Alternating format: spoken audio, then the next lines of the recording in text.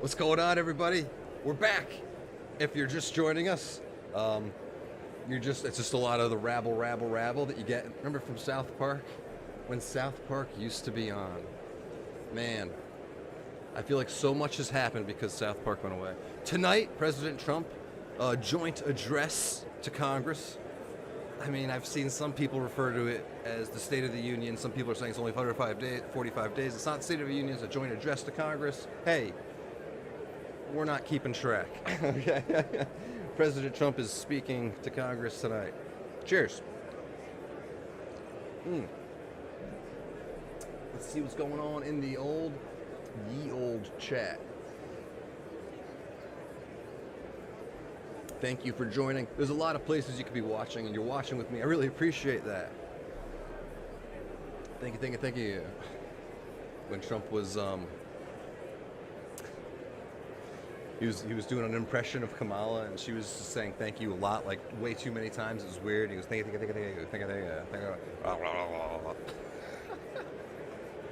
That's exactly what it sounds like. Hey, hello. Is my mic muted? It's pretty quiet. Okay. Thank you for letting me know. I've been trying to dial this in. I mean, I guess it's at a 0.97.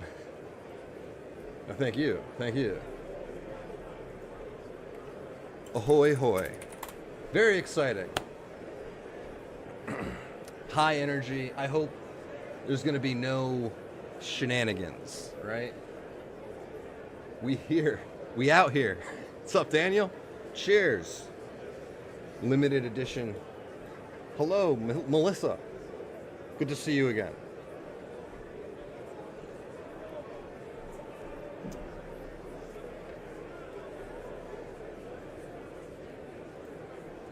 Hoy hoy. So, we had the hearing today. It was on the Second Amendment. I mean, it was the right to self-defense, right? And you think about that. I mean, I think about the Second Amendment. The Second Amendment came up a lot today, and also the not just guns, knives too. There was a representative from the knife lobby. It was all the different arms, the knife, and it came up. The perhaps oldest weapon of them all, right? Maybe a rock, slingshot. There's no slingshot lobby. Right? Hey, hello, Jason. Ahoy, hoy. What did I say? Stella Artois, not coffee for me. Cheers. Cheers, Daniel. Similar. We got whatever the wife brought home.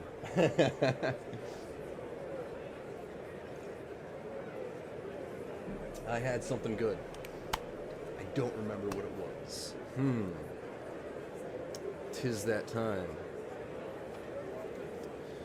All right, Elon Musk in the house. Are you seeing him? I hope. Yep, he's sitting. Everybody else standing. No, people sitting, people standing. Earlier we saw JD. Who else? I saw Josh Hawley. Right now I see Lauren Boebert, Tim Burchett. It's the whole gang. It's like getting the gang back together. Let's see. Name of movie again. I don't know. What movie? I missed something. Hello. Susan's. Hello.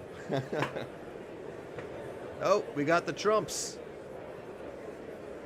That is, I don't know who that is next to Donald Jr. But that's Don Jr. And then Laura, and then the one who likes to stay out of the spotlight. I don't remember her name. Not a Trump family historian. No, there's, Don. And who is the other one? I don't know. I mean, let's be real. You got a lot of, what would you say? A lot of, what are they called? The first children? Something? Is that what they're called? What's the president kids called?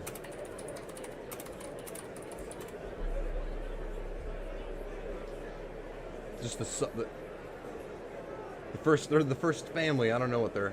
First children sounds like, Game of Thrones, ancient tribal thing. I don't know. Baron gonna give yes. Was Baron there? I didn't see him. But that was a, I don't know if anybody saw the moment. But when he leaned into Joe Biden and whispered something, I think some people speculated that he said, "It's on." And then he went and stood next to his mother, and his mother said something like, "Be nice." According to lip readers. Oh, there's Cash.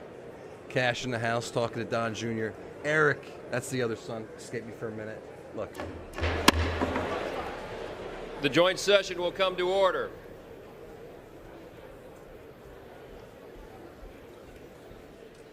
The chair appoints as members of the committee on the part of the House to escort the President of the United States into the chamber the following: the gentleman from Louisiana, Mr. Scalise; the gentleman from Minnesota, Mr. Emmer; the gentlewoman from Michigan, Mrs. McClain; the gentleman from North Carolina, Mr. Hudson; the gentleman from Pennsylvania, Mr. Reschenthaler; the gentleman from Utah, Mr. Moore; the gentlewoman from Indiana, Mrs. Houchin; the gentleman from Oklahoma, Mr. Hearn; the gentleman from New York, Mr. Jeffries; the gentlewoman from Massachusetts, Ms. Clark; the gentleman from California, Mr. Aguilar; the gentleman from California, Mr. Liu; the gentleman from Colorado, Mr. Neguse; the gentlewoman from Washington, Ms. Delbene; the gentlewoman from Michigan, Mrs. Dingle.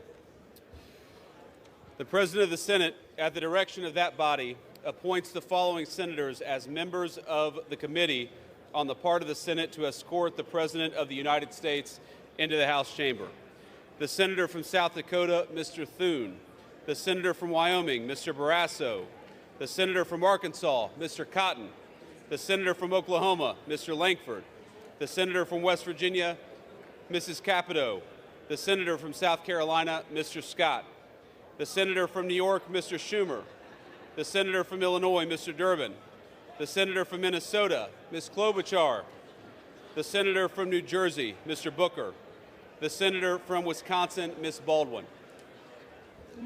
The members of the escort committee will exit the chamber through the lobby doors.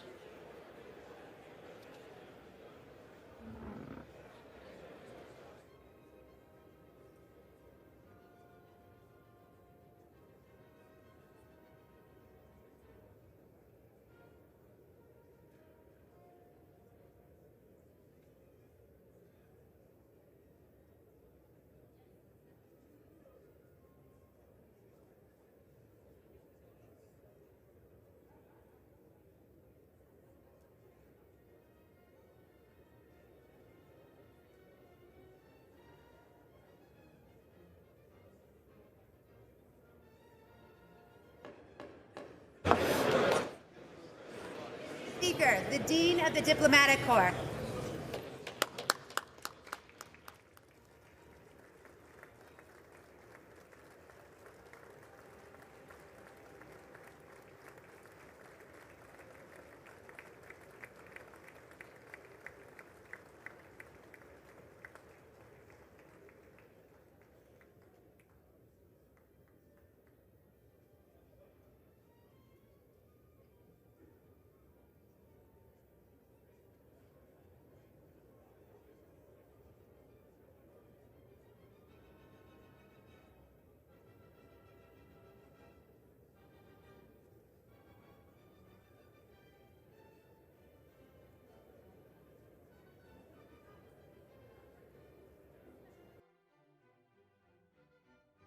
We got some buffering on the, I think we're on the clerk's website right now.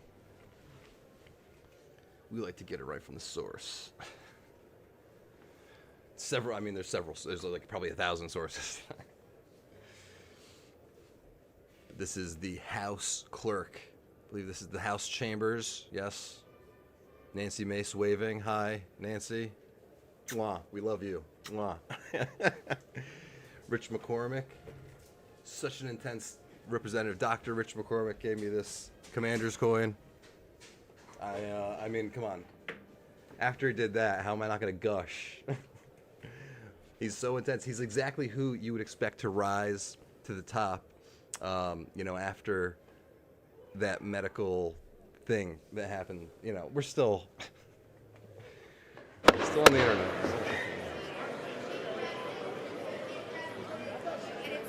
Supreme Court. That's great.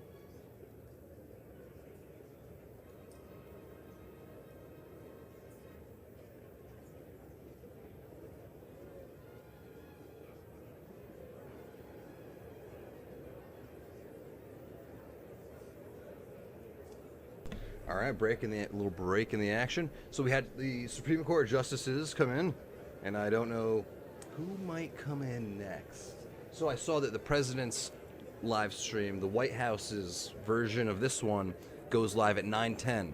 So I'm expecting that to be the moment. I mean, how epic would it be if he started playing like what did he play on Proud to Be an American? Imagine Lee Greenwood. Is that? Did I nail that, or did I just mess that up by a little bit? I'll know just by seeing the picture. Oh, I nailed it, baby.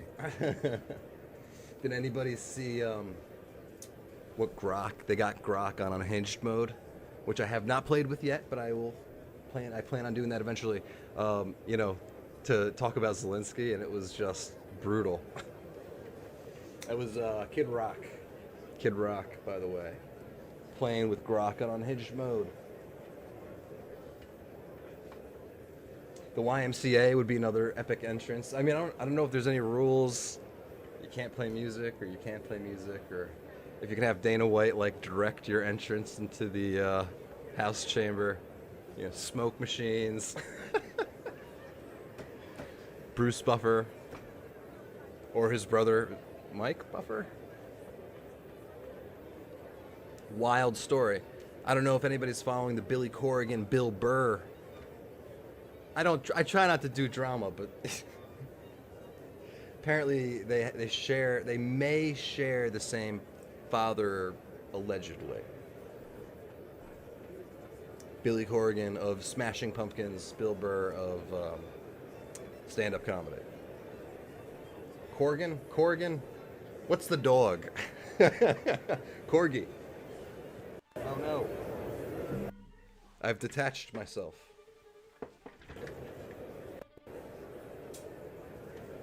These headphones are on the way out.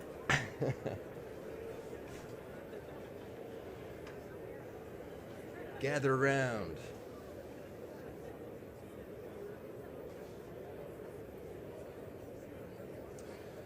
So this is hopefully they've eliminated the opportunity for any theatrics behind the president. Remember Nancy Pelosi tore the paper behind him in a scene, what do you call it? Political theater, but not, I don't know what you'd call it. Just, that's a bad look, you know? Hopefully none of that tonight. I don't know if you saw, is it Serbia? There were smoke bombs in the legislative chambers. I don't know if it was a city or the state. Nancy Mace in epic boots. I don't know if you can, yeah, you can see it. Because if you're wondering, that's what I'm analyzing. No. I'm interested in garments. This, by the way, this blazer, Jacqueline, Mrs. Dave the lawyer, as some of you know her by. She does blazers for the franchise. Pierce Bespoke St. Pete is hers. It's her territory. Other territories would be happy to serve you too. Pierce Bespoke. Since day one, almost, I think, of the channel. They've been providing me. This is my best attempt to sell out for no good reason. Remember, there's a code word for that too. The money is in the banana stand. That's code for I've sold out very hard, and I have not had to drop that yet, so that's good. Now, some of you are like, "Hey, I see this guy's videos all the time. Where's the legal analysis?" Ask questions. Matt asked a great question this afternoon. I'm pulling it up because I don't remember it off the top of my head. A lot has happened since then.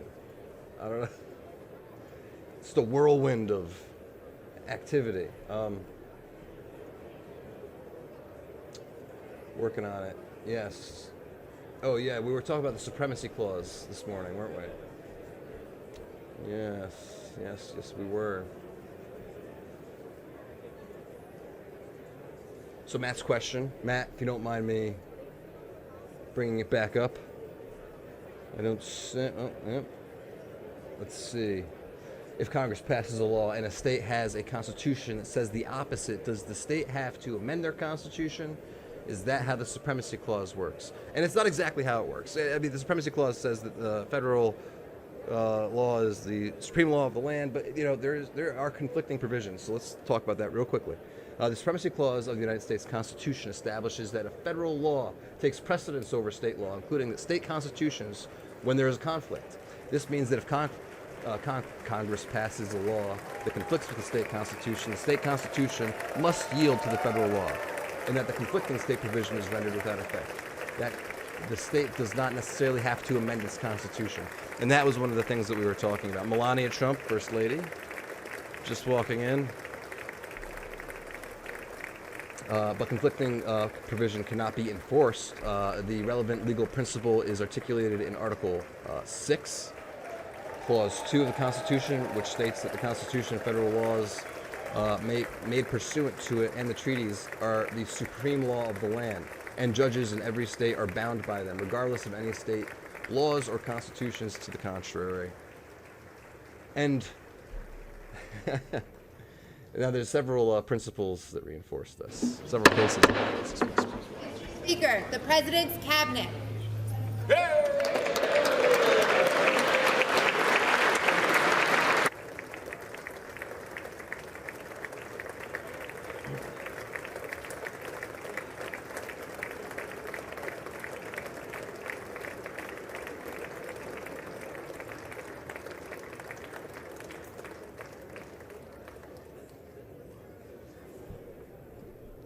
And I'm sorry, I haven't said anything. Marco Rubio is leading the charge, so to speak. Scott Bessent, Treasury Secretary, is behind him. And I think Pete Hegseth was behind Bessent, but I need to confirm. I don't know. I see Senator Ron Johnson in the shot right there.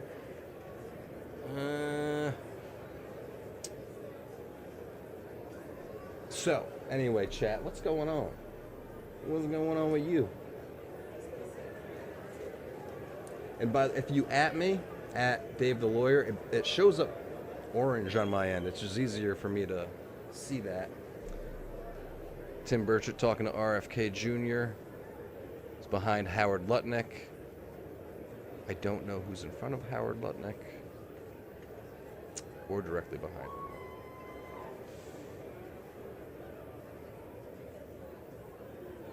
Wait,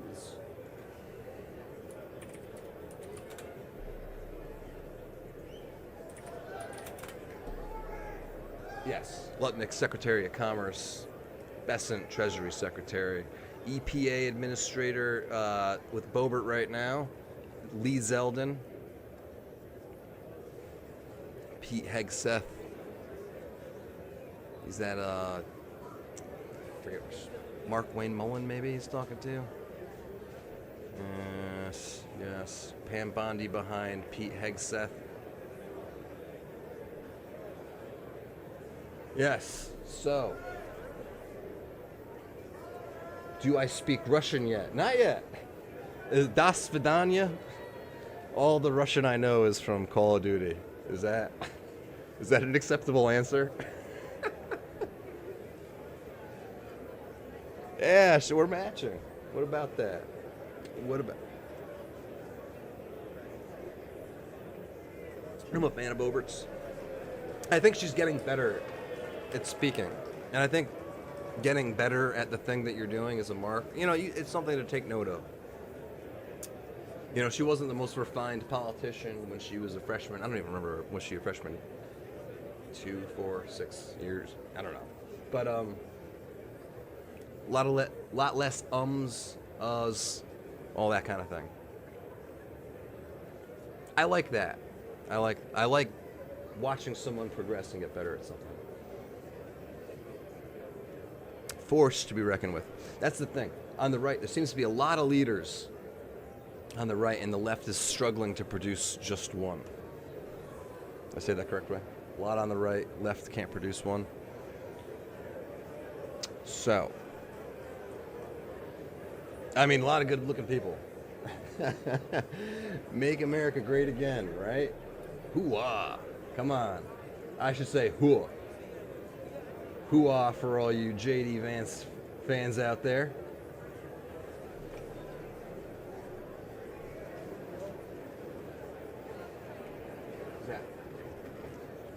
Homie G, who's going to run this country in 2 years? Putin or Musk?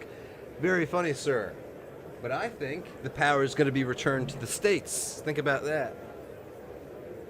I feel it.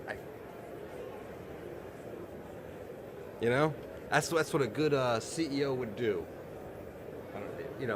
Still keeping the federal government intact, but gutting it. Returning power to the states. Who would complain about that? And then the states as great laboratories to experiment with policy. I slaughtered that quote, but Justice Brandeis, I don't know. Yes, I hope this is true, Daniel. I hope this just, the federal agencies and the compliance raids are disturbing to see. Had a lot of that come up in the past couple of years, and not just from the hearings, clients, and all that, and just anecdotal stories. Yeah.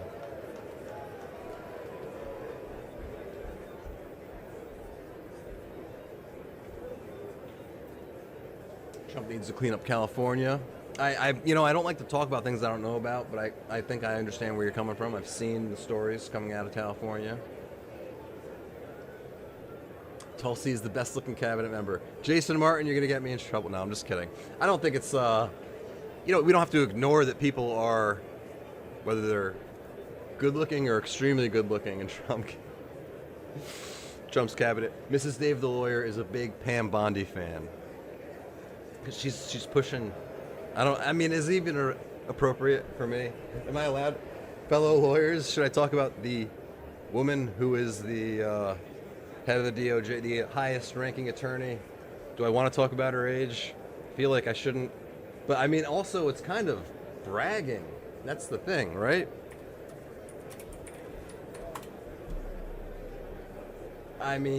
Seriously, 59 years old? That's impressive. And that's what I think Mrs. Dave the lawyer is getting at. Oh, Mrs. Dave the lawyer has entered the chat.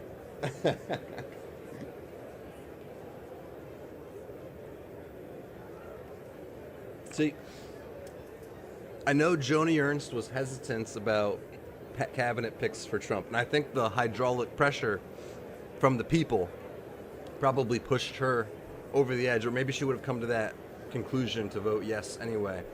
But she made the right decision at the end, right? Okay, I think she's allowed to pump the brakes for a second on a single candidate. I think that she reminds me of a first sergeant that I had. I think she was an officer, Joni Ernst. But serious question from Homie. Serious question. Do you think Doge is good, or do you think a better action would have been for Trump to direct all agencies to cut their budget by 10% within 2 years? That's an interesting solution. That's not a bad solution, homie, but I do think Doge is good, yes. I like unconventional, outside the box, private sector energy in the government.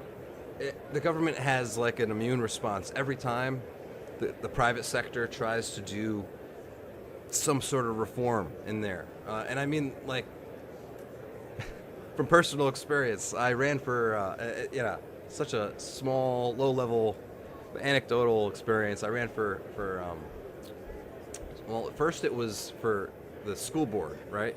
But they drew me outside the district because I was running around the schools, literally running, doing my daily runs outside the schools, picking up trash. It's about hundreds of gallons of trash and masks and all kinds of things, broken glass, and it was just like this really weird energy from the teachers and the schools, like, hey, this is our trash, get out of here.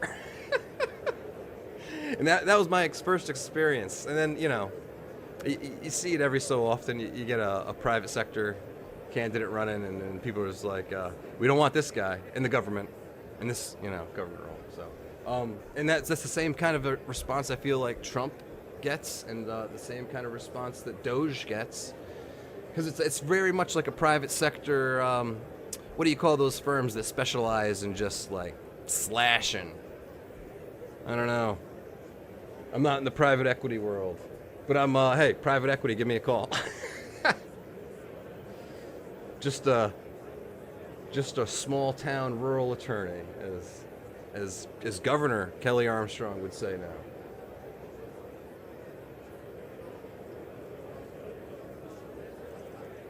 This trash is state property, exactly.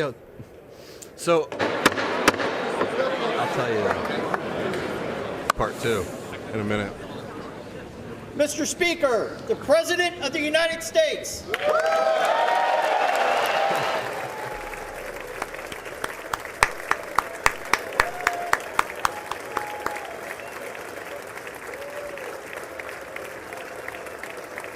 There's like a sidewalk, on one side of the railroad tracks, to the other side of the railroad tracks. There's some fencing that was collapsed. The city was dilapidated, exactly the definition of dilapidated. There was Schlitz cans in there, and dead animals in the rough. That I cleared out. The Schlitz can was from like 1970s, something, right? So,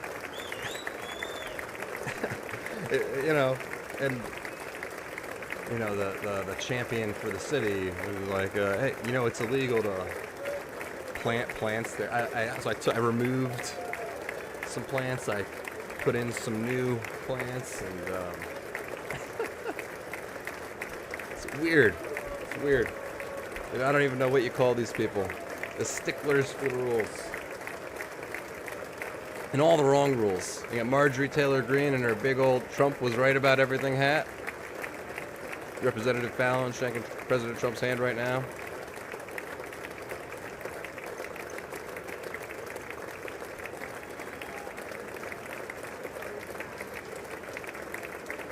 So, homie, the only one highlighted my name, so I mean, it's going to be very easy, homie, for us to have a conversation. Aren't you offended by Trump liking Putin so much all of a sudden over Zelensky? And do you really think Ukraine started the war? That's what disappoints me most with this administration. I think it's complicated. And I am just now delving further into foreign affairs. Literally, I expanded, judiciary, oversight, those are the two pillars of this channel, I'd say. But I've been doing more foreign affairs. It's a place I'm lacking, and I want to learn more. But, okay. I don't think it's not so off-putting for me. These world leaders need to get along. They're all crazy. I listen to Pink Floyd every night. And I've been to a few of those laser light shows. The lunatics are on the grass, and when they play that line, it's the lunatics are on the grass. At least the visual they provide is a newspaper being thrown onto the lawn, like a front lawn that you get in the morning. And these guys, if you want to lead the nation or a republic or whatever, you gotta be a lunatic. you know, you got to get along with the other lunatics. So,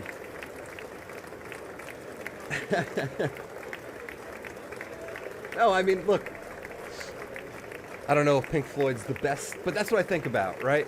These are the guys on the world stage. Should they get along? Should they hate each other? Should they be in the same room?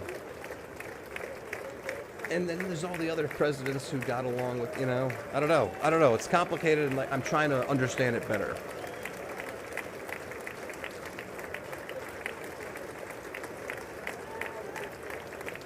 And I do take the same position as President Trump. I think his position, he may restate it tonight. We just want to see young men and young women stop dying.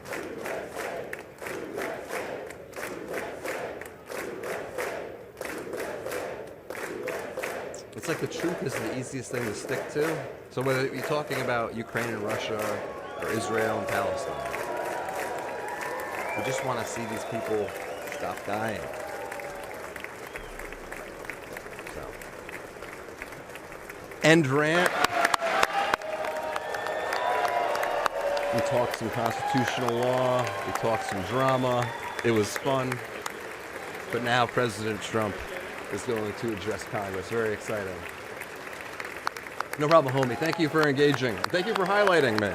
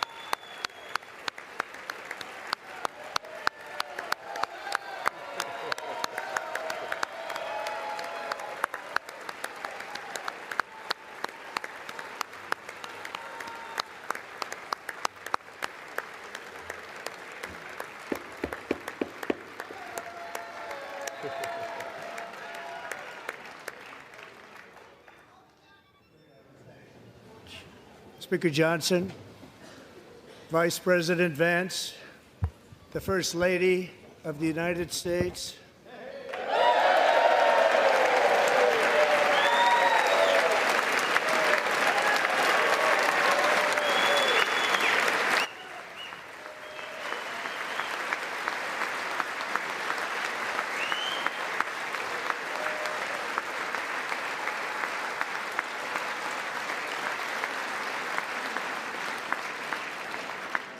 members of the United States Congress, thank you very much, and to my fellow citizens, America is back.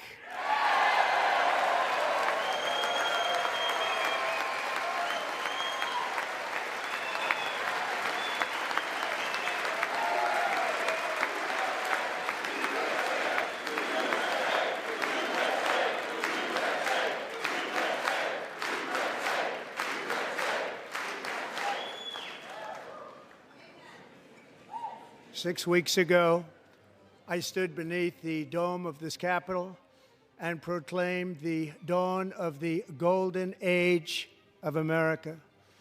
From that moment on, it has been nothing but swift and unrelenting action to usher in the greatest and most successful era in the history of our country. We have accomplished more in 43 days than most administrations accomplished in 4 years or 8 years, and we are just getting started.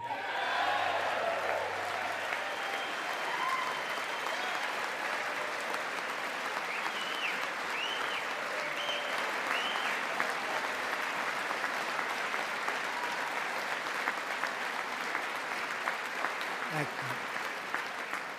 I return to this chamber tonight to report that America's momentum is back, our spirit is back, our pride is back, our confidence is back, and the American dream is surging bigger and better than ever before.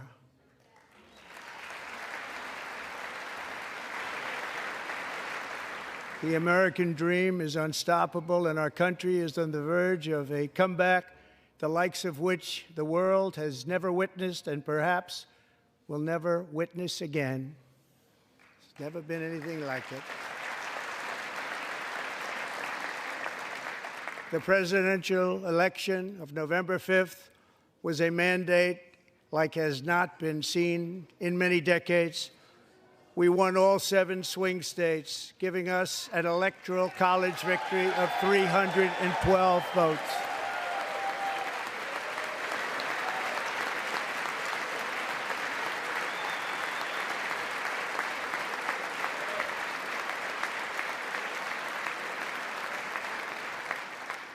We won the popular vote by big numbers and won counties in our country.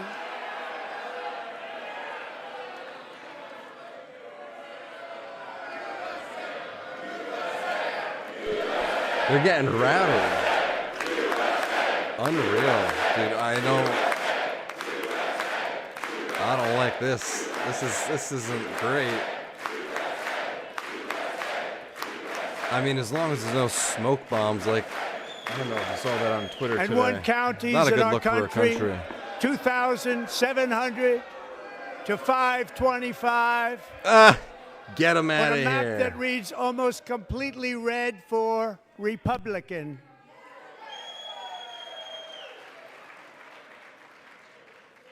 Now, for the first time in modern history, more Americans believe that our country is headed in the right direction than the wrong direction. In fact, it's an astonishing record, 27-point swing, the most ever.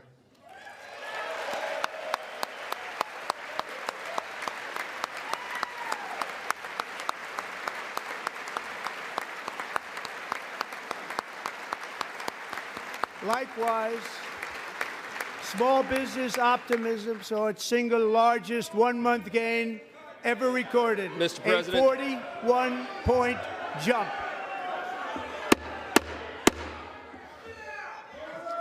Members are directed to uphold and maintain decorum This is in the House and to cease any something. further disruptions.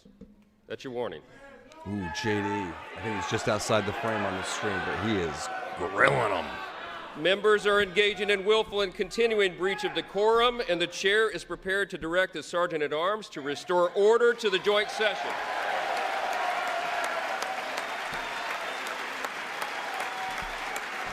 This is good. This is good. This is a good thing. There should be more of this in politics in America. It's so sterile here. If you ever watch Prime Minister questions or the equivalent in other countries, Canada. Mr. Green, England, take look, your I don't- seat. It Take shouldn't your seat, be sir. so sterile. Take your seat. Or should it be? Finding that members continue to engage in willful and concerted disruption of proper decorum, the chair now directs the Sergeant-at-Arms to restore order. Remove this gentleman from the chamber. Come on, where's Dana White?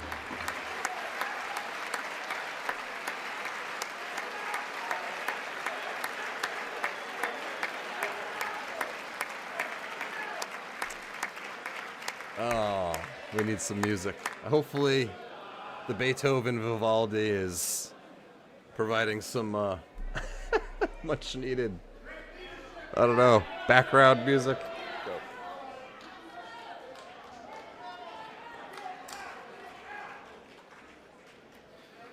Members are directed to uphold and maintain decorum in the House. Mr. President, you continue. Thank you.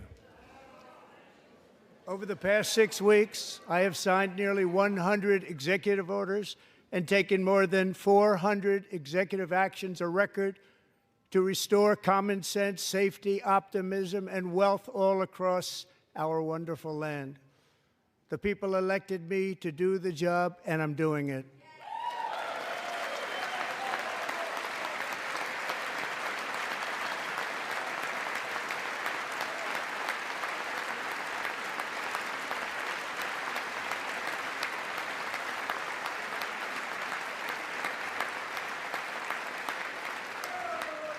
In fact, it has been stated by many that the first month of our presidency, it's our presidency, is the most successful in the history of our nation.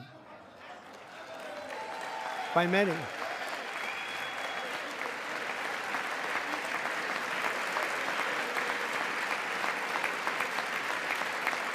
And what makes it even more impressive is that, do you know who number 2 is?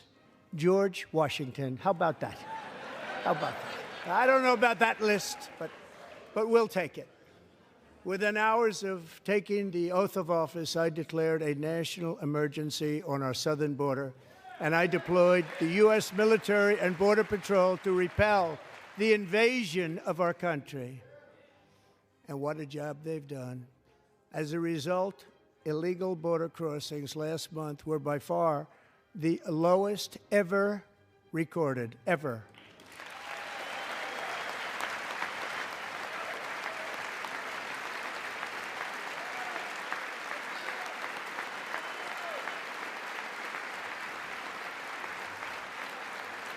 They heard my words and they chose not to come. Much easier that way. In comparison, under Joe Biden, the worst president in American history, there were hundreds of thousands of illegal crossings a month, and virtually all of them, including murderers, drug dealers, gang members, and people from mental institutions and insane asylums, were released into our country. Who would want to do that? This is my 5th such speech to Congress. And once again, I look at the Democrats in front of me, and I realize there is absolutely nothing I can say to make them happy or to make them stand or smile or applaud. Nothing I can do. I could find a cure to the most devastating disease, a disease that would wipe out entire nations, or announce the answers to the greatest economy in history, or the stoppage of crime to the lowest levels ever recorded. And these people sitting right here will not clap, will not stand, and certainly will not cheer for these astronomical achievements. They won't do it, no matter what. Five times I've been up here. It's very sad, and it just shouldn't be this way.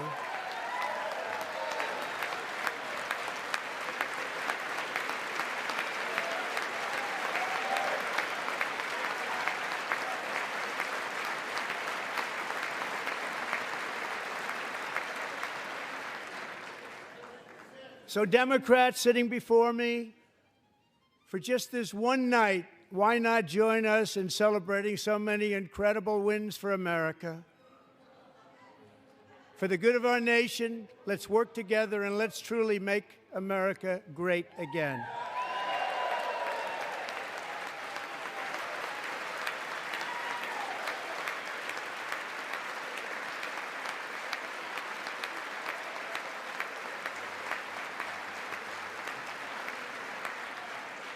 Every day, my administration is fighting to deliver the change America needs to bring a future that America deserves, and we're doing it. This is a time for big dreams and bold action. Upon taking office, I imposed an immediate freeze on all federal hiring, a freeze on all new federal regulations, and a freeze on all foreign aid.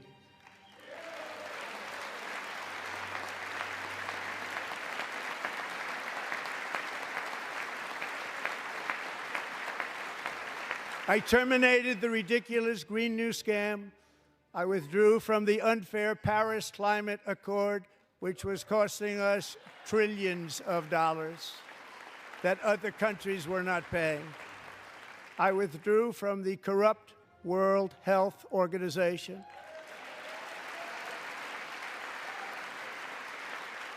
And I also withdrew from the anti-American UN Human Rights Council.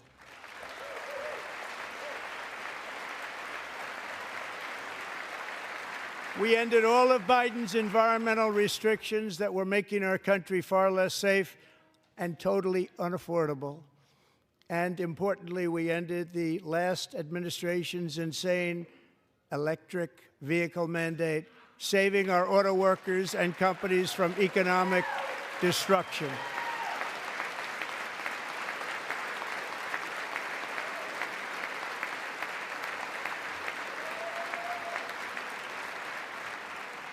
To unshackle our economy, I have directed that for every one new regulation, 10 old regulations must be eliminated, just like I did in my very successful first term.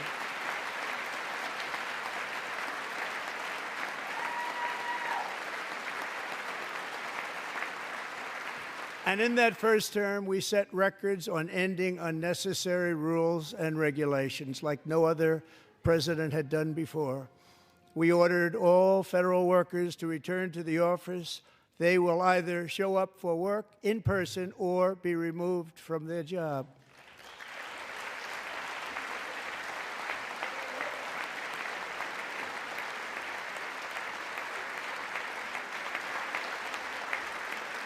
And we have ended weaponized government where, as an example, a sitting president is allowed to viciously prosecute his political opponent, like me. How did that work out? Not too good. Not too good.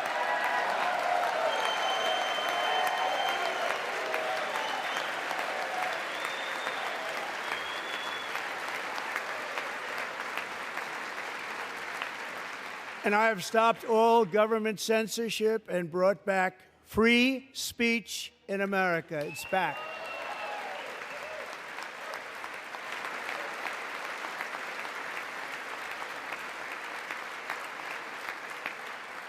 And 2 days ago, I signed an order making English the official language of the United States of America.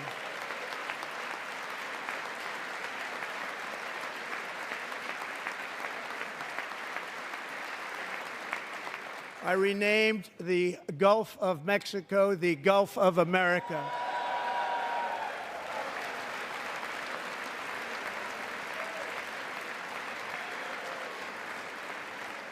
And likewise, I renamed, for a great president, William McKinley, Mount McKinley again.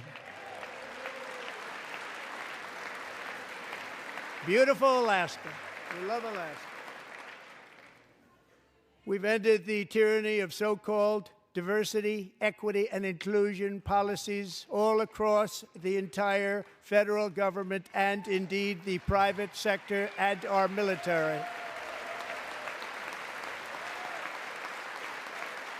And our country will be woke no longer.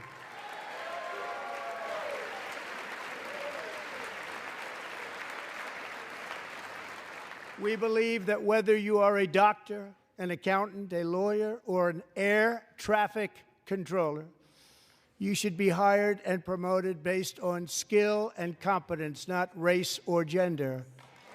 Very important.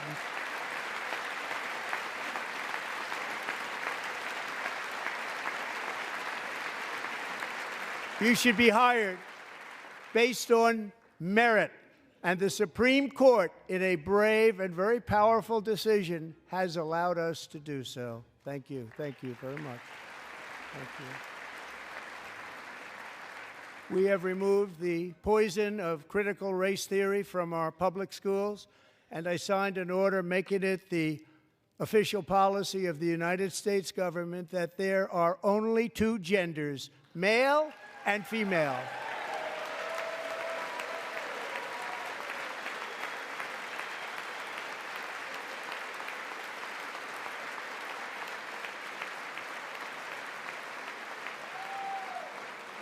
I also signed an executive order to ban men from playing in women's sports.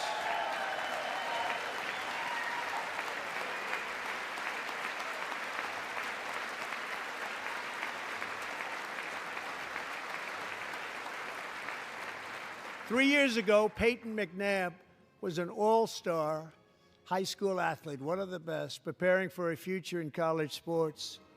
But when her girls' volleyball match was invaded by a male, he smashed the ball so hard in Peyton's face, causing traumatic brain injury, partially paralyzing her right side and ending her athletic career. It was a shot like she's never seen before. She's never seen anything like it.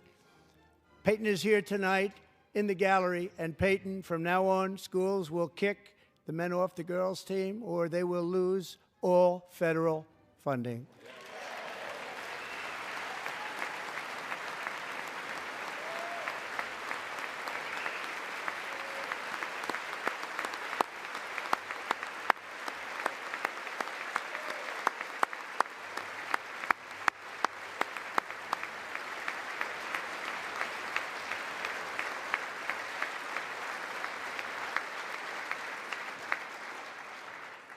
And if you really want to see numbers, just take a look at what happened in the women's boxing, weightlifting, track and field, swimming, or cycling, where a male recently finished a long-distance race 5 hours and 14 minutes ahead of a woman for a new record by 5 hours. Broke the record by 5 hours. It's demeaning for women, and it's very bad for our country. We're not going to put up with it any longer.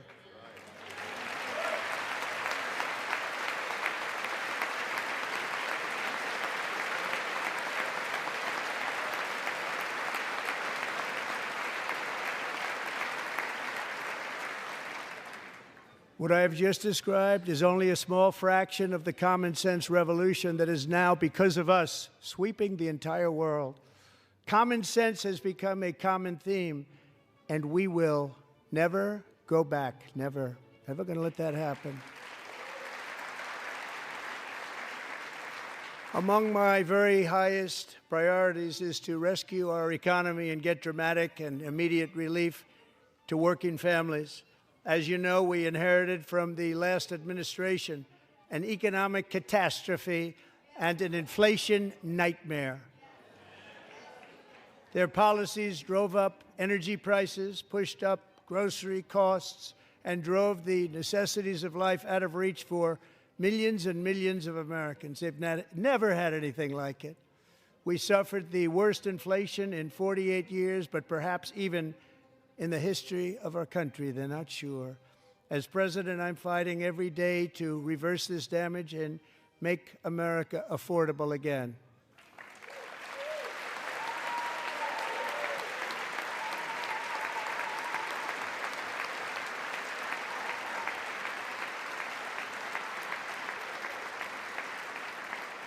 Joe Biden especially let the price of eggs get out of control. The egg price is out of control, and we're working hard to get it back down. Secretary, do a good job on that. You inherited a total mess from the previous administration. Do a good job.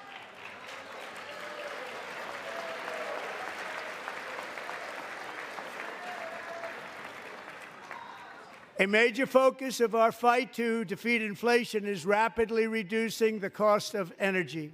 The previous administration cut the number of new oil and gas leases by 95%, slowed pipeline construction to a halt, and closed more than 100 power plants. We are opening up many of those power plants right now.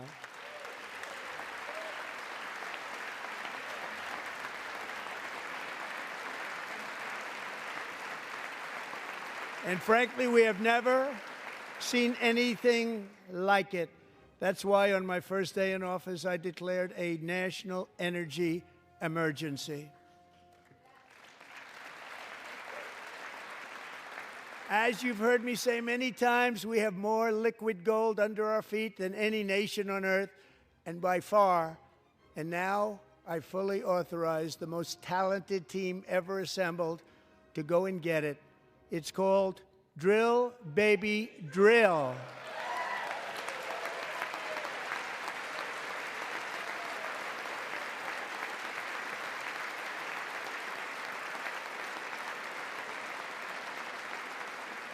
My administration is also working on a gigantic natural gas pipeline in Alaska, among the largest in the world, where Japan, South Korea, and other nations want to be our partner with investments of trillions of dollars each. There's never been anything like that one. It will be truly spectacular. It's all set to go. The permitting is gotten. And later this week, I will also take historic action to dramatically expand production of critical minerals and rare earths here in the USA.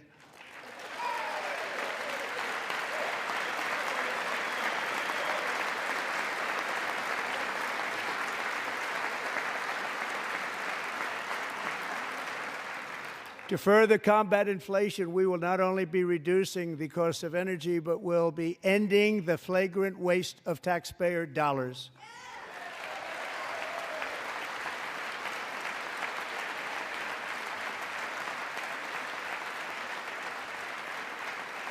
And to that end, I have created the brand new Department of Government Efficiency, GOGE.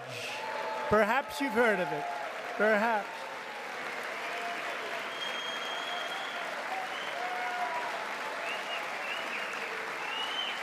Which is headed by Elon Musk, who is in the gallery tonight.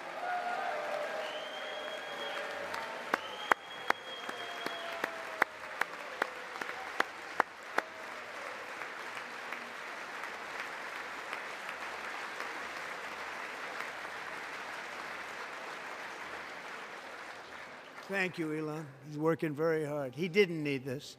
He didn't need this. Thank you very much. We appreciate it. Everybody here, even this side, appreciates it, I believe. They just don't want to admit that. Just listen to some of the appalling waste we have already identified. $22 billion from HHS to provide free housing and cars for illegal aliens. $45 million for diversity, equity, and inclusion scholarships in Burma, $40 million to improve the social and economic inclusion of sedentary migrants. Nobody knows what that is. $8 million to promote LGBTQI+ in the African nation of Lesotho, which nobody has ever heard of. $60 million for indigenous peoples and Afro-Colombian empowerment in Central America. $60 million. $8 million for making mice transgender. This is real. $32 million for a left-wing propaganda operation in Moldova. $10 million for male circumcision in Mozambique.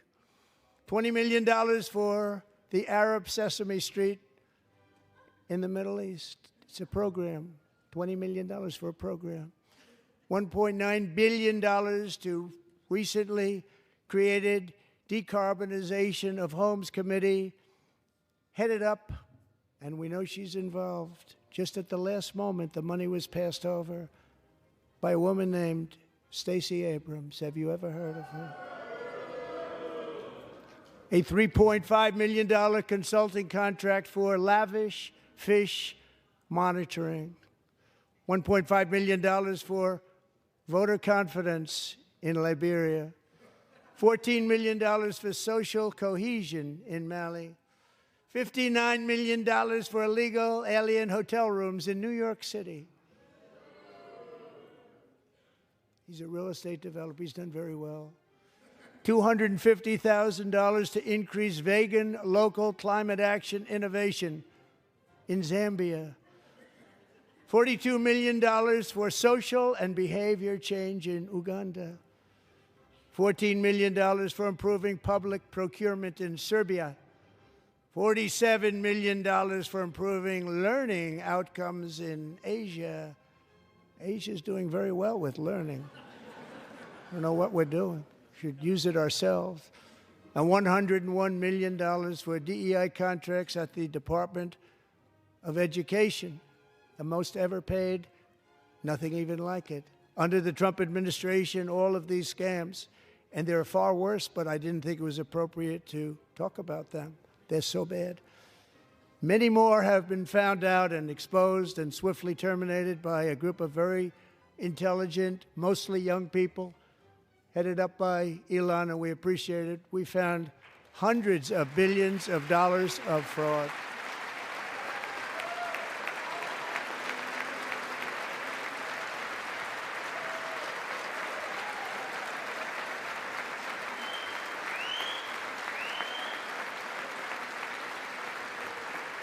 And we've taken back the money and reduced our debt to fight inflation and other things. Taken back a lot of that money. We got it just in time. This is just the beginning. The Government Accountability Office, a federal government office, has estimated annual fraud of over $500 billion in our nation, and we are working very hard to stop it. We're going to.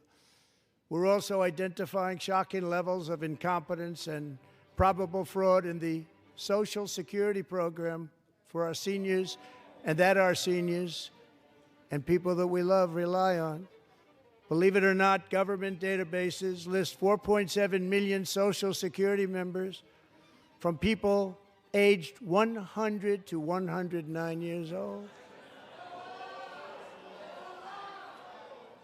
It lists 3.6 million people from ages 110 to 119. I don't know any of them. I know some people that are rather elderly, but not quite that elderly. 3.47 million people from ages 120 to 129. 3.9 million people from ages 130 to 139. 3.5 million people from ages 140 to 149. And money is being paid to many of them, and we're searching right now. In fact, Pam, good luck. Good luck. You're going to find it. But a lot of money is paid out to people because it just keeps getting paid, and nobody does, and it really hurts Social Security and hurts our country. 1.3 million people from ages 150 to 159, and over 130,000 people, according to the Social Security databases, are age over 160 years old. We have a healthier country than I thought, Bobby.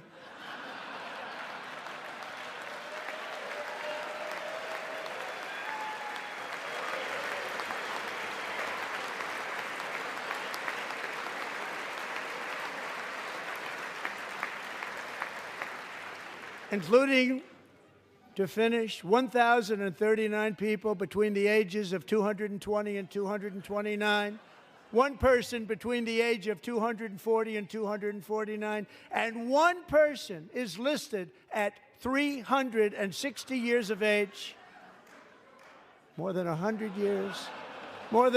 years older than our country. But we're going to find out where that money's going, and it's not going to be pretty. By slashing all of the fraud, waste, and theft we can find, we will defeat inflation, bring down mortgage rates, lower car payments and grocery prices, protect our seniors, and put more money in the pockets of American families.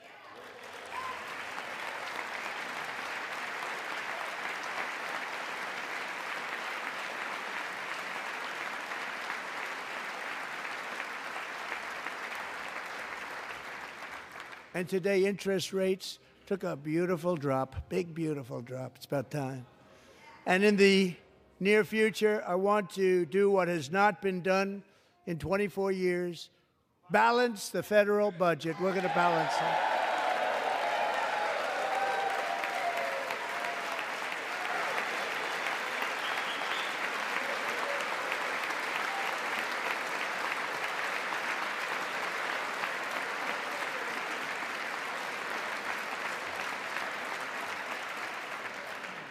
With that goal in mind, we have developed in great detail what we are calling the Gold Card, which goes on sale very, very soon. For $5 million, we will allow the most successful job-creating people from all over the world to buy a path to U.S. citizenship. It's like the green card, but better and more sophisticated. And these people will have to pay tax in our country. They won't have to pay tax from where they came. The money that they've made, you wouldn't want to do that, but they have to pay tax, create jobs. They'll also be taking people out of colleges and paying for them so that we can keep them in our country instead of having them being forced out.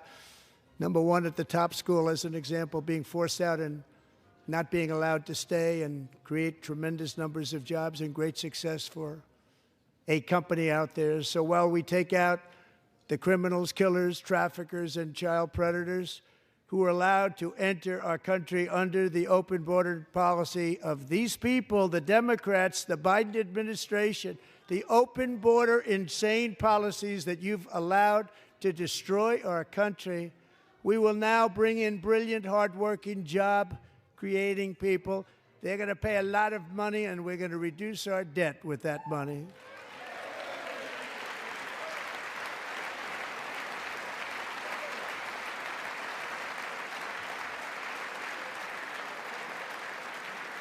Americans have given us a mandate for bold and profound change. For nearly 100 years, the federal bureaucracy has grown until it has crushed our freedoms, ballooned our deficits, and held back America's potential in every possible way. The nation founded by pioneers and risk-takers now drowns under millions and millions of pages of regulations and debt. Approvals that should take 10 days to get instead take 10 years, 15 years, and even 20 years before you're rejected. Meanwhile, we have hundreds of thousands of federal workers who have not been showing up to work. My administration will reclaim power from this unaccountable bureaucracy, and we will restore true democracy to America again.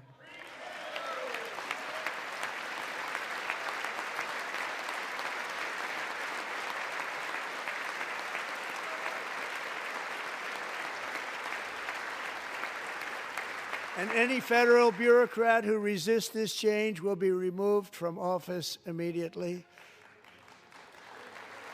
Because we are draining the swamp. It's very simple. And the days of rule by unelected bureaucrats are over.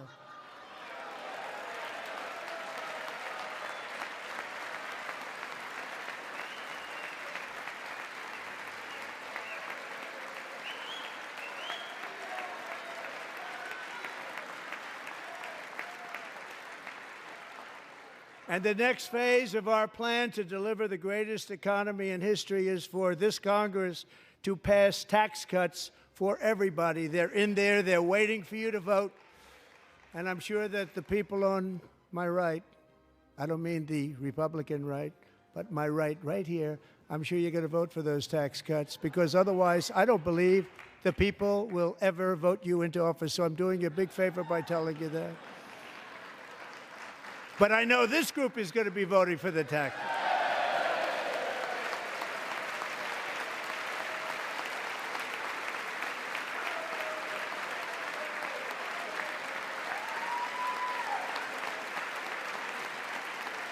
Thank you.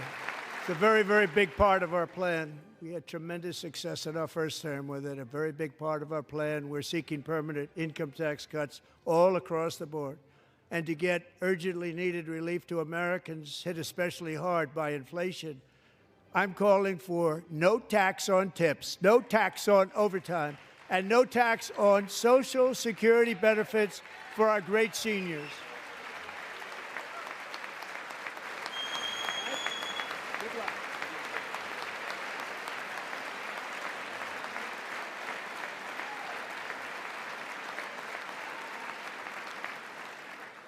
And I also want to make interest payments on car loans tax deductible, but only if the car is made in America.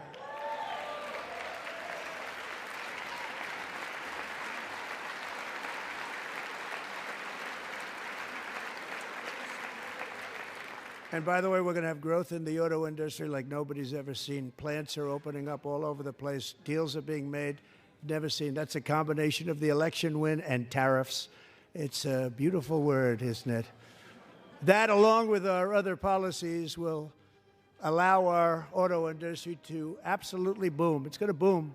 Spoke to the majors today, all three, the top people, and they're so excited. In fact, already numerous car companies have announced that they will be building massive automobile plants in America, with Honda just announcing a new plant in Indiana, one of the largest anywhere in the world.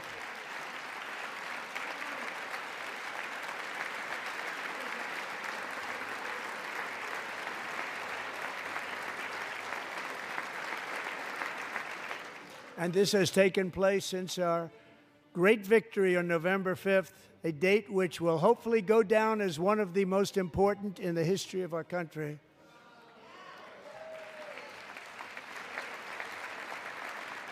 In addition, as part of our tax cuts, we want to cut taxes on domestic production and all manufacturing. And just as we did before, we will provide 100% expensing. It will be retroactive to January 20th, 2025, and it was one of the main reasons why our tax cuts were so successful in our first term, giving us the most successful economy in the history of our country, first term. We had a great first term.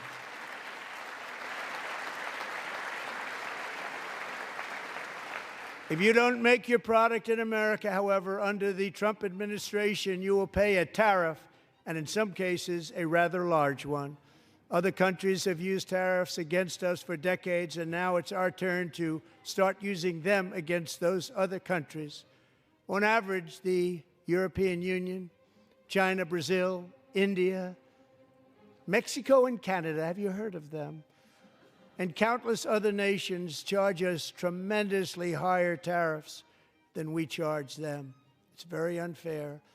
India charges us auto tariffs higher than 100%. China's average tariff on our products is twice what we charge them. And South Korea's average tariff is 4 times higher. Think of that, 4 times higher. And we give so much help militarily and in so many other ways to South Korea, but that's what happens. This is happening by friend and foe. This system is not fair to the United States and never was, and so on April 2nd, I wanted to make it April 1st, but I didn't want to be accused of April Fool's Day. That's not, just one day cost us a lot of money. But we're going to do it in April. I'm a very superstitious person. April 2nd, reciprocal tariffs kick in. And whatever they tariff us, other countries, we will tariff them. That's reciprocal, back and forth. Whatever they tax us, we will tax them. If they do non-monetary tariffs to keep us out of their market, then we will do non-monetary barriers to keep them out of our market. There's a lot of that, too. They don't even allow us in their market. We will take in trillions and trillions of dollars and create jobs like we have never seen before. I did it with China, and I did it with others, and the Biden administration couldn't do anything about it because there was so much money they couldn't do anything about it. We have been ripped off for decades by nearly every country on earth, and we will not let that happen any longer.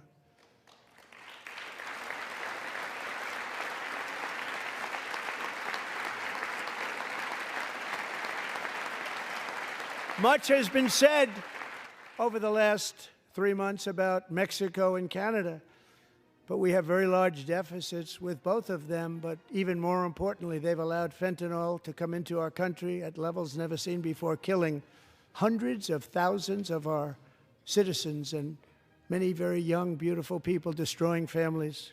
Nobody's ever seen anything like it. They are, in effect, receiving subsidies of hundreds of billions of dollars. We pay subsidies to Canada and to Mexico of hundreds of billions of dollars, and the United States will not be doing that any longer. We're not going to do it any longer.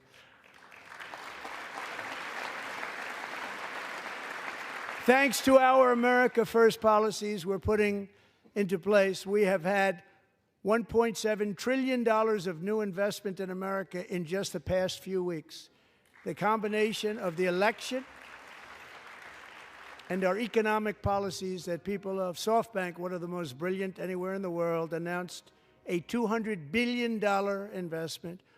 OpenAI and Oracle, Larry Ellison, announced $500 billion investment, which they wouldn't have done if Kamala had won.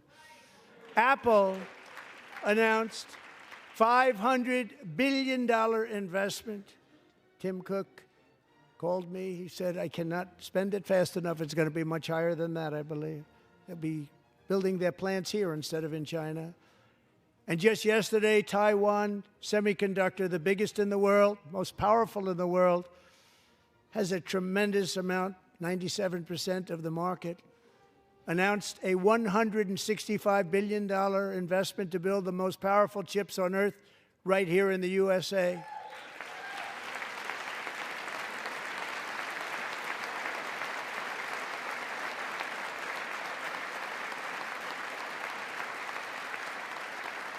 And we're not giving them any money. Your CHIPS Act is a horrible, horrible thing. We give hundreds of billions of dollars, and it doesn't mean a thing. They take our money and they don't spend it. All that meant to them, we're giving them no money. All that was important to them was they didn't want to pay the tariffs, so they came and they're building, and many other companies are coming. We don't have to give them money. We just want to protect our businesses and our people. And they will come because they won't have to pay tariffs if they build in America. So it's very amazing. You should get rid of the CHIP Act, and whatever's left over, Mr. Speaker, you should use it to reduce debt or any other reason you want to.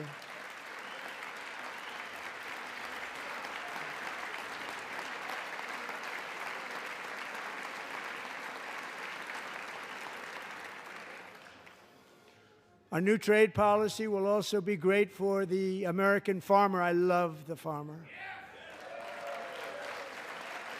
who will now be selling into our home market, the USA, because nobody is going to be able to compete with you.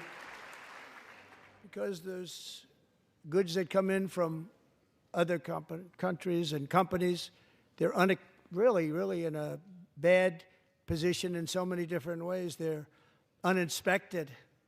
They may be very dirty and disgusting, and they come in and they pour in, and they hurt our American farmers. The tariffs will go on agricultural product coming into America, and our farmers, starting on April 2nd, it may be a little bit of an adjustment period.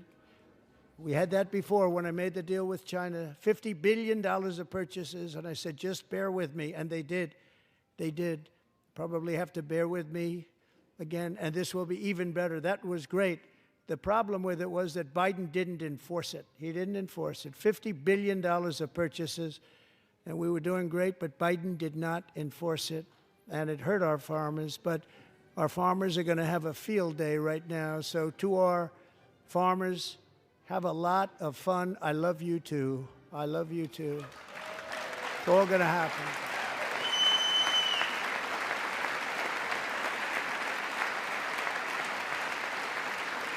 And I have also imposed a 25% tariff on foreign aluminum, copper, lumber, and steel, because if we don't have, as an example, steel and lots of other things, we don't have a military, and frankly, we just won't have a country very long. Here today is a proud American steelworker, fantastic person from Decatur, Alabama, Jeff Denard. Has been working at the same steel plant for 27 years in a job that has allowed him to serve as the captain of his local volunteer fire department, raise 7 children with his beautiful wife, Nicole, and over the years provide a loving home for more than 40 foster children. So great, Jeff.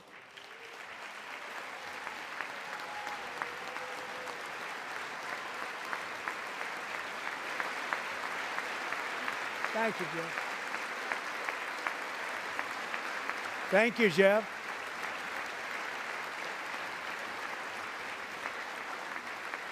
Stories like Jeff's remind us that tariffs are not just about protecting American jobs.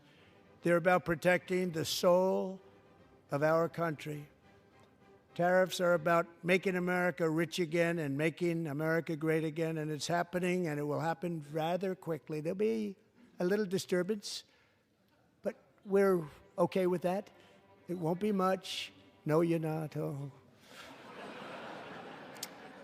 And look where Biden took us. Very low, the lowest we've ever been. Jeff, I want to thank you very much.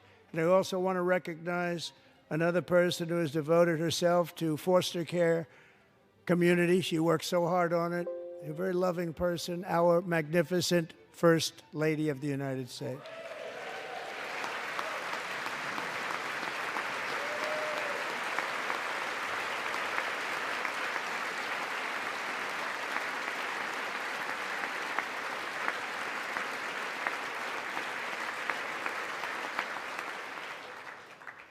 Melania's work has yielded incredible results, helping prepare our nation's future leaders as they enter the workforce. Our First Lady is joined by two impressive young women, very impressive. Haley Ferguson, who benefited from the First Lady's Fostering the Future initiative and is poised to complete her education and become a teacher. And Elliston Berry, who became a victim of an illicit deepfake image produced by a peer. With Elliston's help, the Senate just passed the Take It Down Act, and this is so important. Thank you very much, John. John Thune, thank you. Stand up, John. Thank you, John.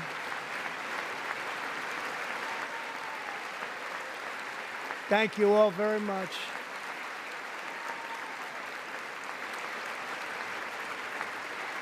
Thank you.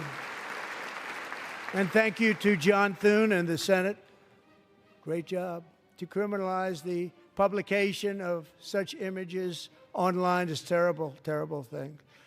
And once it passes the House, I look forward to signing that bill into law. Thank you. And I'm going to use that bill for myself, too, if you don't mind. Because nobody gets treated worse than I do online. Nobody.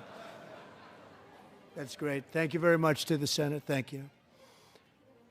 But if we truly care about protecting Americans' children, no step is more crucial than securing America's borders. Over the past 4 years, 21 million people poured into the United States. Many of them were murderers, human traffickers, gang members, and other criminals from the streets of dangerous cities all throughout the world. Because of Joe Biden's insane and very dangerous open border policies, they are now strongly embedded in our country, but we are getting them out and getting them out fast.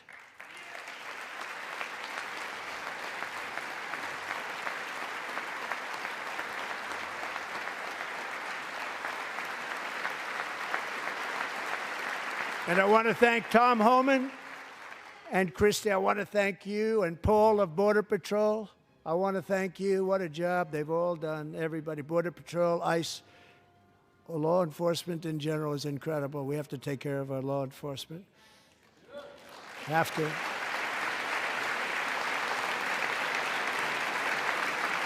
Last year,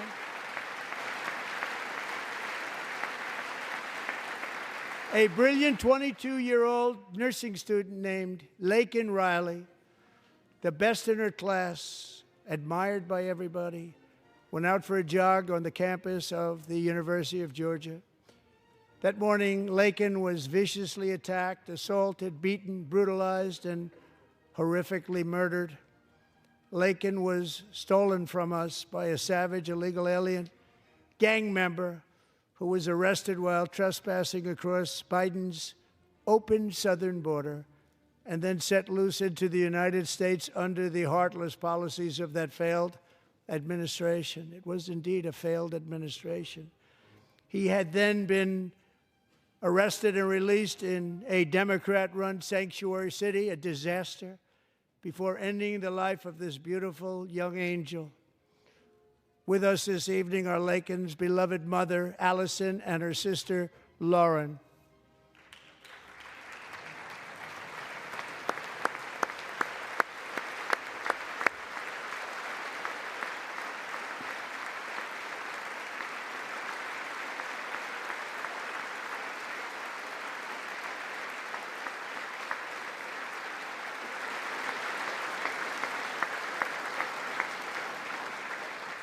Last year, I told Lakin's grieving parents that we would ensure their daughter would not have died in vain. That's why the very first bill I signed into law as your 47th president mandates the detention of all dangerous criminal aliens who threaten public safety. It's a very strong, powerful act.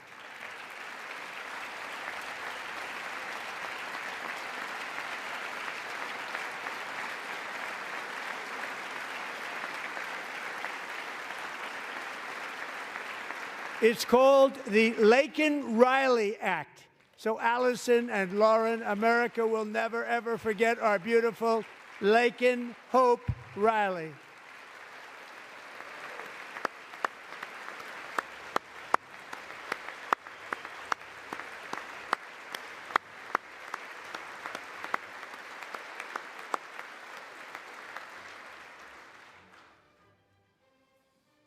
Thank you very much. Since taking office, my administration has launched the most sweeping border and immigration crackdown in American history, and we quickly achieved the lowest numbers of illegal border crossers ever recorded. Thank you.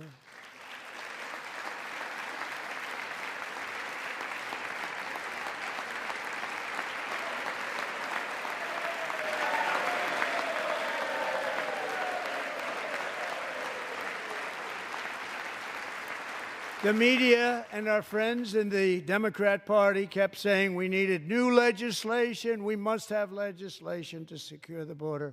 But it turned out that all we really needed was a new president.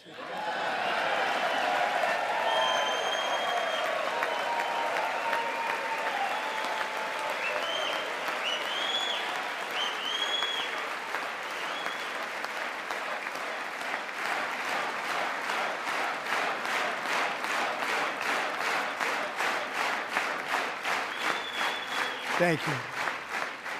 Joe Biden didn't just open our borders, he flew illegal aliens over them to overwhelm our schools, hospitals, and communities throughout the country. Entire towns like Aurora, Colorado, and Springfield, Ohio, buckled under the weight of the migrant occupation and corruption like nobody's ever seen before. Beautiful towns destroyed. Now, just as I promised in my inaugural address, we are achieving the great liberation of America.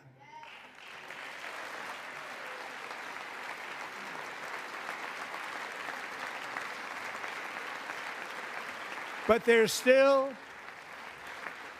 is much work to be done. Here tonight is a woman I have gotten to know, Alexis Nungari from Houston. Wonderful woman. Last June, Alexis's 12-year-old daughter, her precious Jocelyn, walked to a nearby convenience store. She was kidnapped, tied up, assaulted for 2 hours under a bridge, and horrifically murdered. Arrested and charged with this heinous crime are 2 illegal alien monsters from Venezuela, released into America by the last administration through their ridiculous open border. The death of this beautiful 12-year-old girl and the agony of her mother and family touched our entire nation greatly. Alexis, I promised that we would always remember your daughter, your magnificent daughter, and earlier tonight I signed an order keeping my word to you.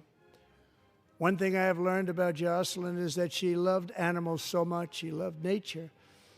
Across Galveston Bay, from where Jocelyn lived in Houston, you will find a magnificent national wildlife refuge, a pristine, peaceful, 34,000-acre sanctuary for all of God's creatures on the edge of the Gulf of America.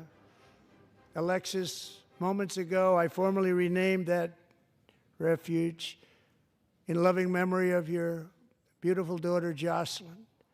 So, Mr. Vice President, if you would, may I have the order?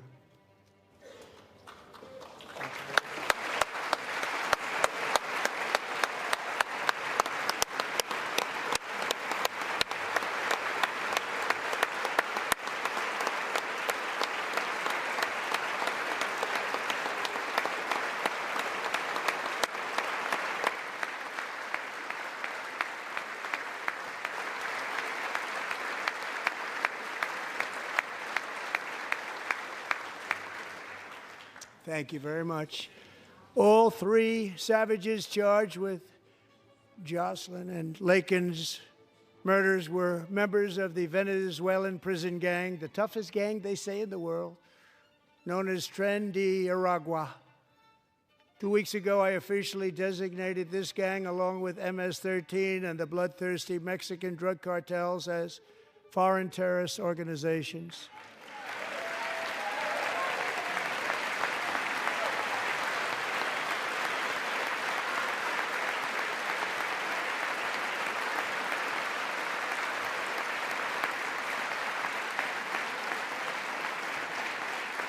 They are now officially in the same category as ISIS, and that's not good for them.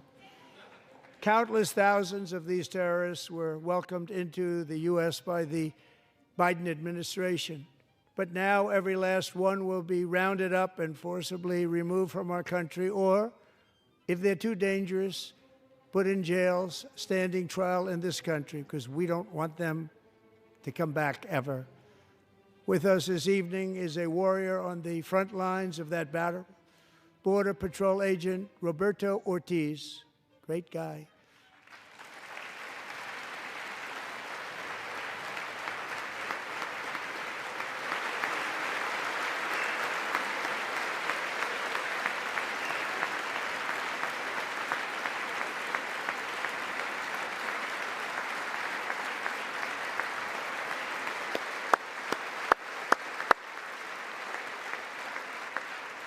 In January, Roberto and another agent were patrolling by the Rio Grande near an area known as Cartel Island. Doesn't sound too nice to me. When heavily armed gunmen started shooting at them, Roberto saw that his partner was totally exposed, at great danger, and he leapt into action, returning fire and providing crucial seconds for his fellow agent to seek safety, just barely. I have some of the prints of that event, and it was not good. Agent Ortiz, we salute you for your great courage and for your line of fire that you took and for the bravery that you showed. We honor you, and we will always honor you. Thank you, Roberto, very much.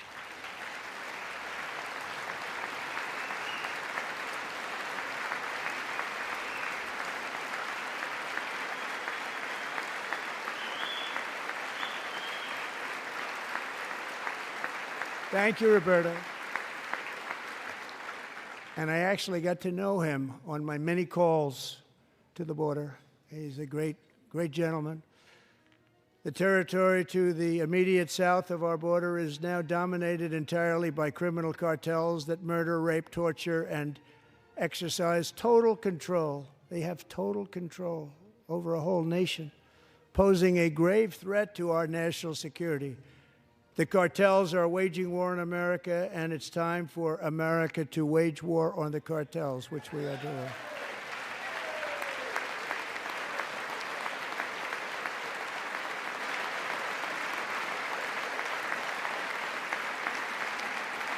Five nights ago, Mexican authorities, because of our tariff policies being imposed on them, think of this, handed over to us 29 of the biggest cartel leaders in their country. That has never happened before. They want to make us happy. First time ever. But we need Mexico and Canada to do much more than they've done, and they have to stop the fentanyl and drugs pouring into the USA. They're going to stop it. I have sent Congress a detailed funding request laying out exactly how we will eliminate these threats to protect our homeland and complete the largest deportation operation in American history, larger even than current record holder, President Dwight D. Eisenhower, a moderate man, but someone who believed very strongly in borders. Americans expect Congress to send me this funding without delay so I can sign it into law. So, Mr. Speaker, John Thune, both of you, I hope you're going to be able to do that, Mr. Speaker. Thank you. Mr. Leader, thank you. Thank you very much. And let's get it to me. I'll sign it so fast, you won't even believe it.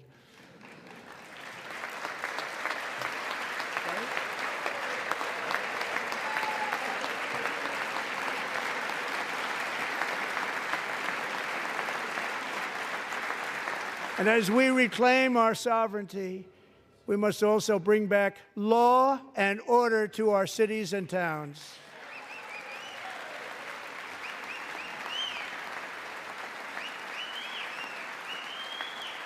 In recent years, our justice system has been turned upside down by radical left lunatics.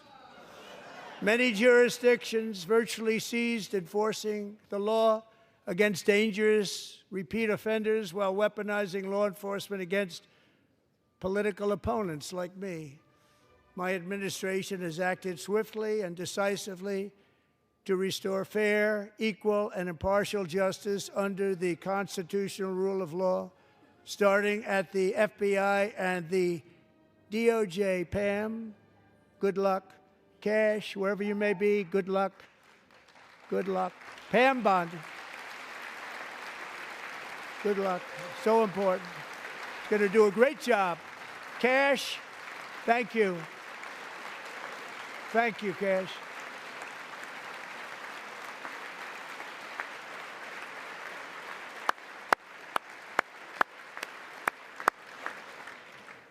They've already started very strong. They're going to do a fantastic job. You're going to be very proud of them. We're also once again giving our police officers the support, protection, and respect they so dearly deserve. They have to get it. They have such a hard, dangerous job, but we're going to make it less dangerous. The problem is the bad guys don't respect the law, but they're starting to respect it, and they soon will respect it. This also includes our great fire departments throughout the country. Our firemen and women are unbelievable people, and we'll never forget them.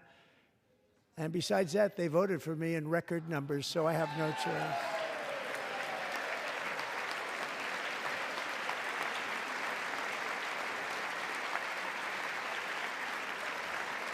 One year ago this month, 31-year-old New York police officer Jonathan Diller, unbelievably wonderful person and a great officer, was gunned down at a traffic stop on Long Island. I went to his funeral.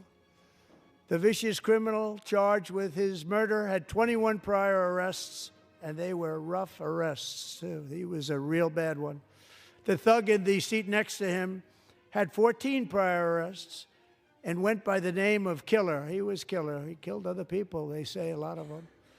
I attended Officer Diller's service, and when I met his wife and one-year-old son, Ryan, it was very inspirational, actually.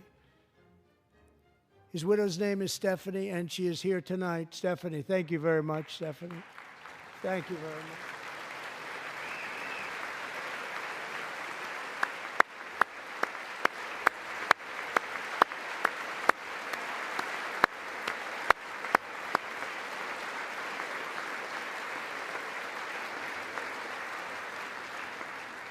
Stephanie, we're going to make sure that Ryan knows his dad was a true hero, New York's finest, and we're going to get these cold-blooded killers and repeat offenders off our streets, and we're going to do it fast.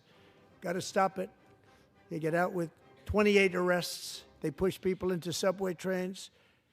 They hit people over the head, back of the head with baseball bats. We got to get them out of here. I've already signed an executive order requiring a mandatory death penalty for anyone who murders a police officer, and tonight I'm asking Congress to pass that policy into permanent law.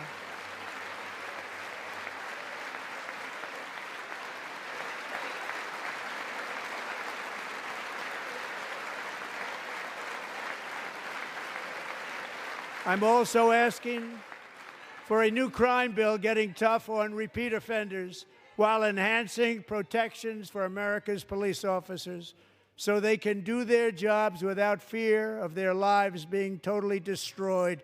They don't want to be killed. We're not going to let them be killed.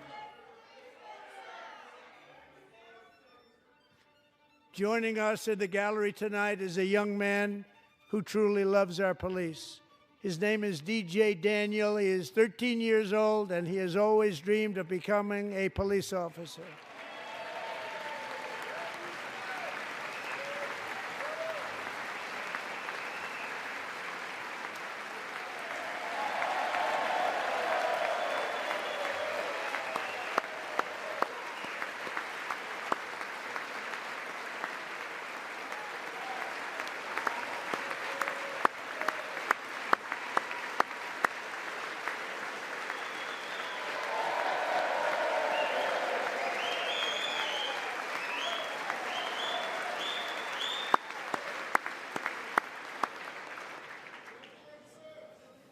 But in 2018, DJ was diagnosed with brain cancer.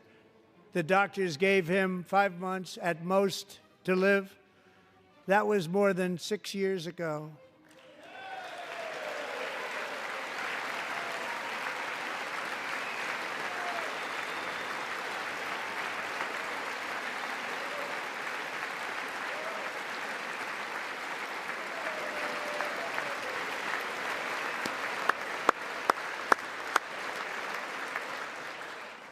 Since that time, DJ and his dad have been on a quest to make his dream come true, and DJ has been sworn in as an honorary law enforcement officer, actually a number of times. The police love him, the police departments love him. And tonight, DJ, we're going to do you the biggest honor of them all. I am asking our new Secret Service Director, Sean Curran, to officially make you an agent of the United States Secret Service.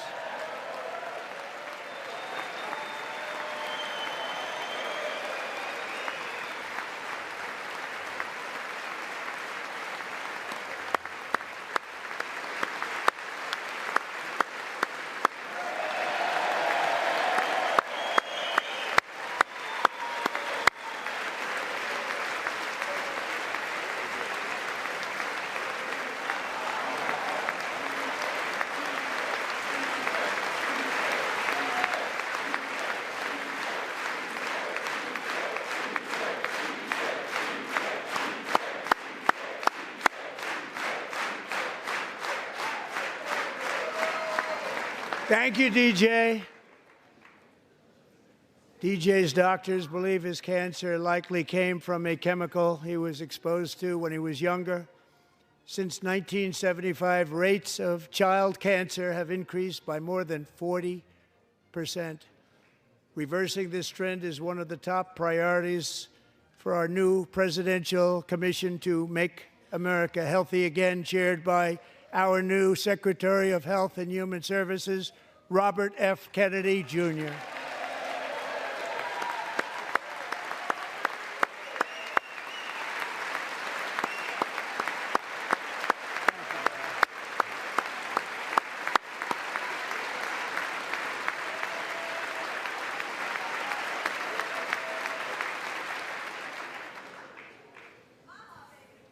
With the name Kennedy, you would have thought everybody over here would have been cheering. How quickly they forget. Our goal is to get toxins out of our environment, poisons out of our food supply, and keep our children healthy and strong. As an example, not long ago, and you can't even believe these numbers, 1 in 10,000 children had autism, 1 in 10,000.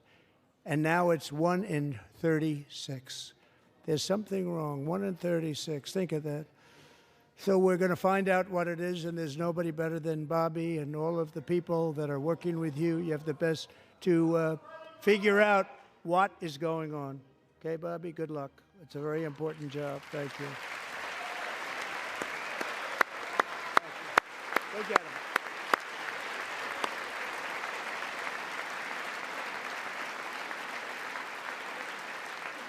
Thank you. My administration is also working to protect our children from toxic ideologies in our schools. A few years ago, January Littlejohn and her husband discovered that their daughter's school had secretly socially transitioned their 13-year-old little girl. Teachers and administrators conspired to deceive January and her husband while encouraging her daughter to use a new name and pronouns. They, them pronoun, actually, all without telling January, who is here tonight and is now a courageous advocate against this form of child abuse. January, thank you. Thank you. Thank you very much. Thank you.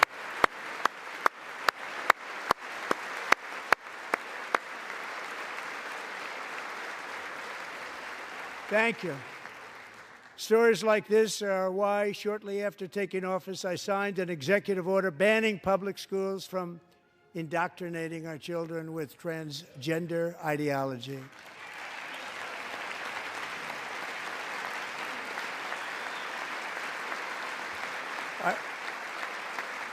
I also signed an order to cut off all taxpayer funding to any institution that engages in the sexual mutilation of our youth.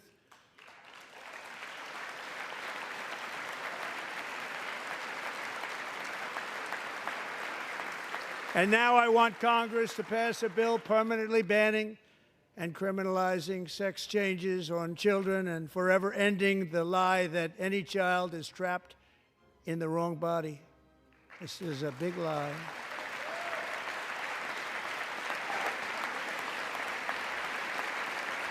And our message to every child in America is that you are perfect exactly the way God made you.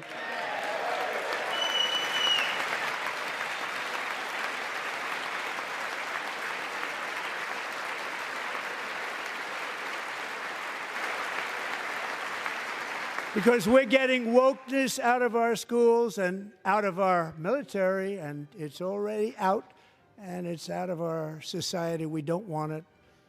Wokeness is trouble. Wokeness is bad. It's gone. It's gone.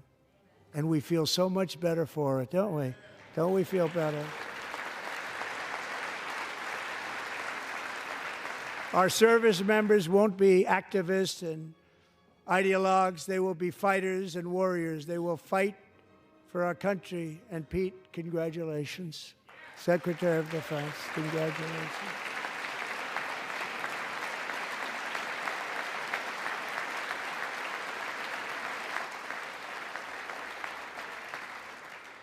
And he's not big into the woke movement, I can tell you. I know him well. I am pleased to report that in January, the U.S. Army had its single best recruiting month in 15 years, and that all armed services are having among the best recruiting results ever in the history of our services.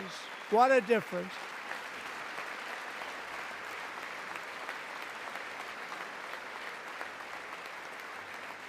And you know, it was just a few months ago where the results were exactly the opposite. We couldn't recruit anywhere. We couldn't recruit.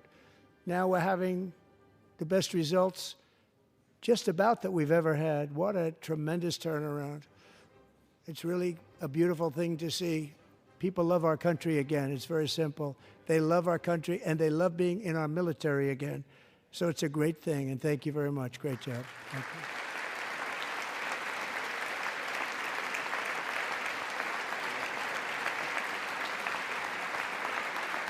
We're joined tonight by a young man, Jason Hartley, who knows the weight of that call of duty.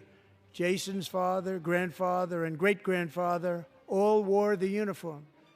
Jason tragically lost his dad, who was also a Los Angeles County Sheriff's deputy when he was just a boy, and now he wants to carry on the family legacy of service. Jason is a senior in high school, a six-letter varsity athlete, a really good athlete, they say, a brilliant student with a 4.46, that's good, GPA. And his greatest dream is to attend the U.S. Military Academy at West Point.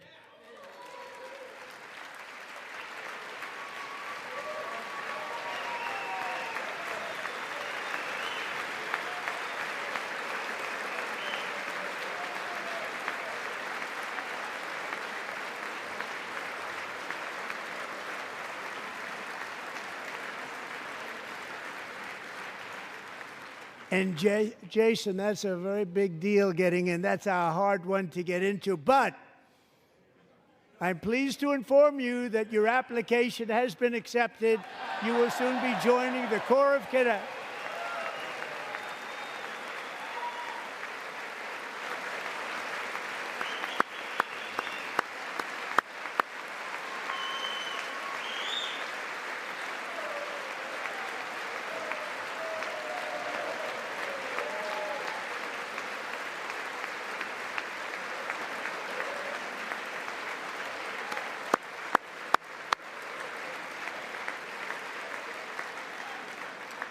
Thank you. Jason, you're going to be on the long gray line, Jason. As Commander-in-Chief, my focus is on building the most powerful military of the future. As a first step, I'm asking Congress to fund a state-of-the-art Golden Dome missile defense shield to protect our homeland, all made in the USA.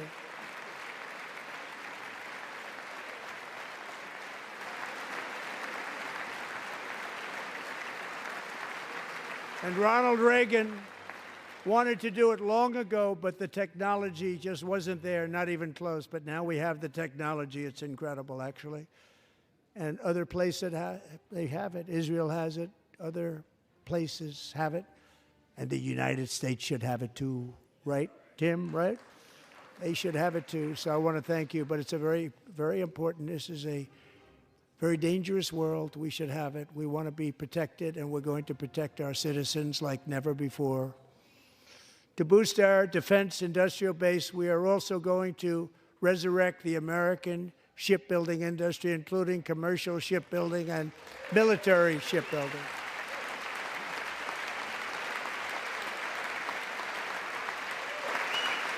And for that purpose, I am announcing tonight that we will create a new Office of Shipbuilding in the White House and offer special tax incentives to bring this industry home to America where it belongs. We used to make so many ships. We don't make them anymore very much, but we're going to make them very fast, very soon. It will have a huge impact. To further enhance our national security, my administration will be reclaiming the Panama Canal, and we've already started doing it.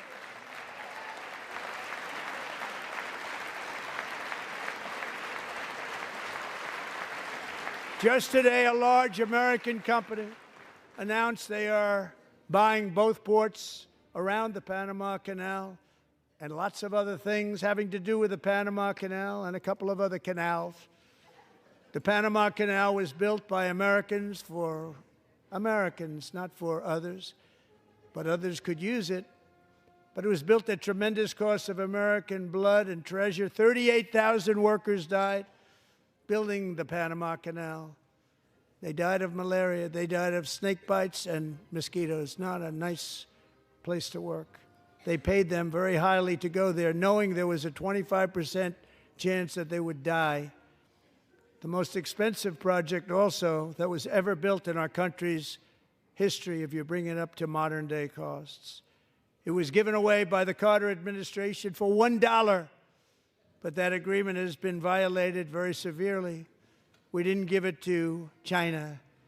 We gave it to Panama, and we're taking it back.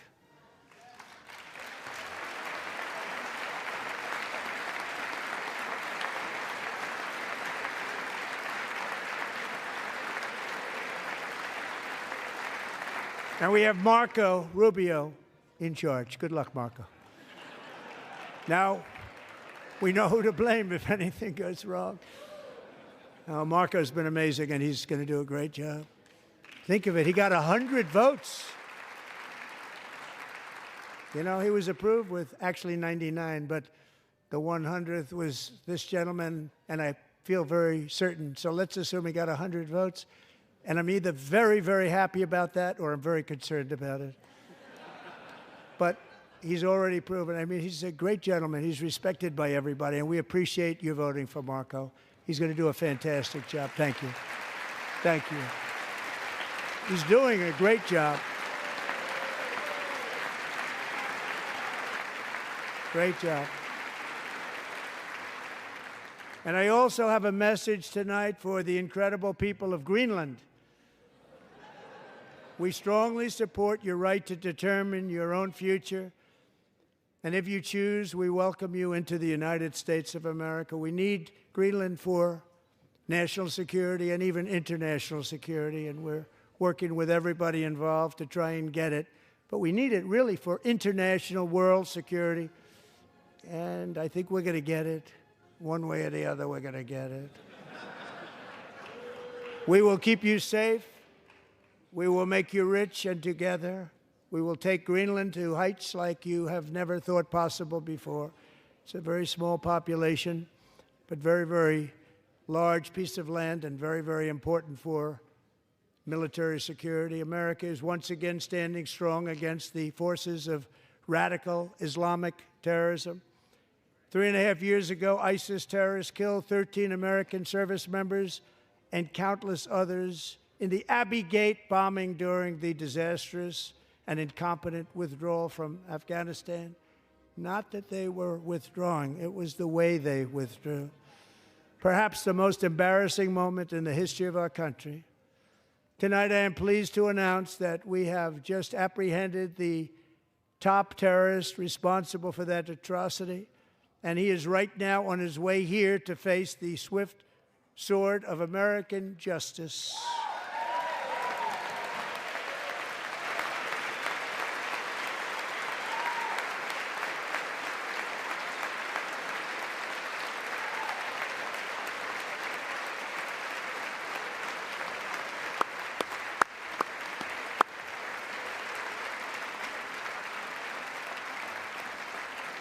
And I want to thank especially the government of Pakistan for helping arrest this monster. This was a very momentous day for those 13 families who I actually got to know very well, most of them, whose children were murdered, and the many people that were so badly, over 42 people, so badly injured on that fateful day in Afghanistan. What a horrible day.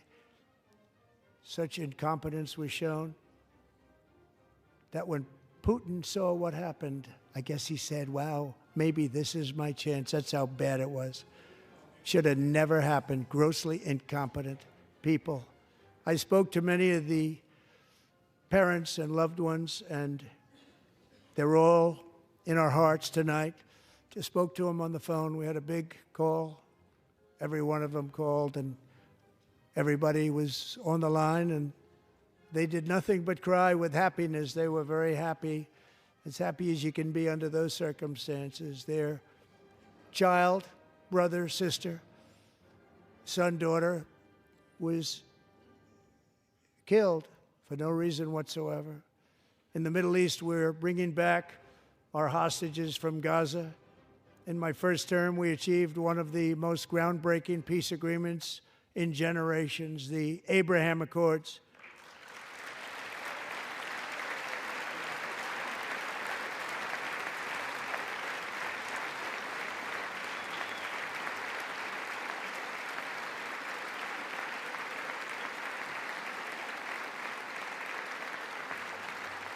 And now we're going to build on that foundation to create a more peaceful and prosperous future for the entire region. A lot of things are happening in the Middle East. People have been talking about that so much lately with everything going on with Ukraine and Russia.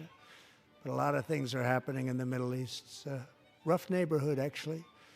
I'm also working tirelessly to end the savage conflict in Ukraine. Millions of Ukrainians and Russians have been needlessly killed or wounded in this horrific and brutal conflict with no end in sight.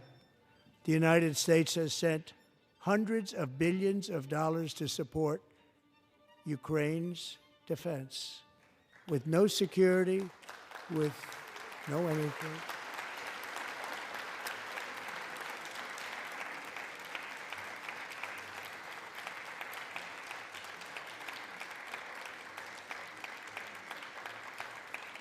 Do you want to keep it going for another 5 years?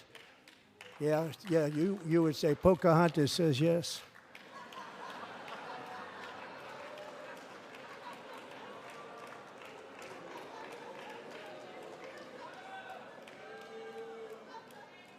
$2,000 people are being killed every single week. More than that. They're Russian young people. They're Ukrainian young people. They're not Americans. But I want it to stop. Meanwhile, Europe has sadly spent more money buying Russian oil and gas than they have spent on defending Ukraine, by far. Think of that. They've spent more buying Russian oil and gas than they have defending. And we've spent perhaps $350 billion, like taking candy from a baby. That's what happened. And they've spent $100 billion. What a difference that is.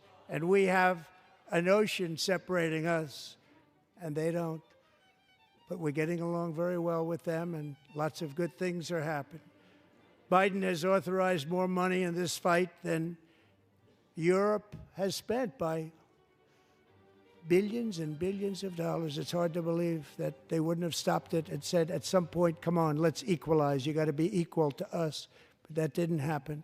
Earlier today, I received an important letter from President Zelensky of Ukraine. The letter reads, Ukraine is ready to come to the negotiating table as soon as possible to bring lasting peace closer. Nobody wants peace more than the Ukrainians, he said. My team and I stand ready to work under President Trump's strong leadership to get a peace that lasts. We do really value how much America has done to help Ukraine maintain its sovereignty and independence. Regarding the agreement on minerals and security, Ukraine is ready to sign it at any time that is convenient for you. I appreciate that he sent this letter, just got it a little while ago. Simultaneously, we've had serious discussions with Russia and have received strong signals that they are ready for peace. Wouldn't that be beautiful? Wouldn't that be beautiful?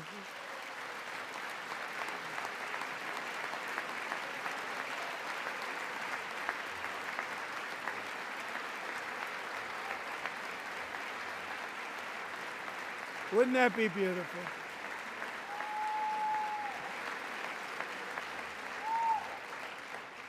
It's time to stop this madness. It's time to halt the killing. It's time to end this senseless war. If you want to end wars, you have to talk to both sides.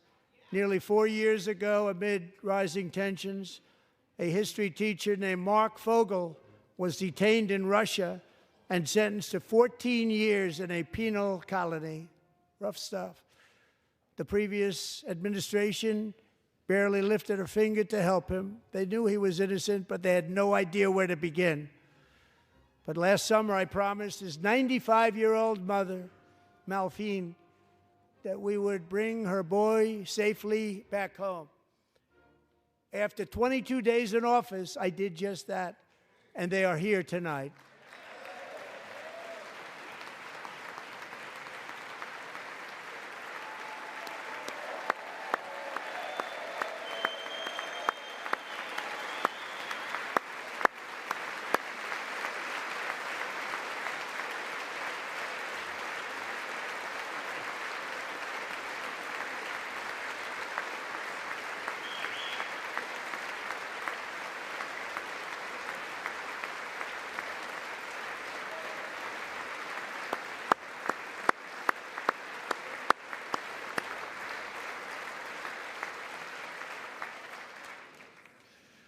To Mark and his great mom, we are delighted to have you safe and sound and with us. As fate would have it, Mark Fogel was born in a small rural town in Butler, Pennsylvania. Have you heard of it? Where his mother has lived for the past 78 years.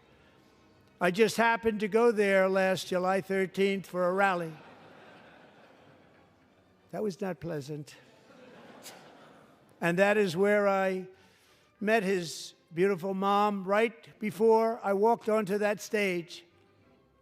And I told her I would not forget what she said about her son. And I never did I? Never forgot.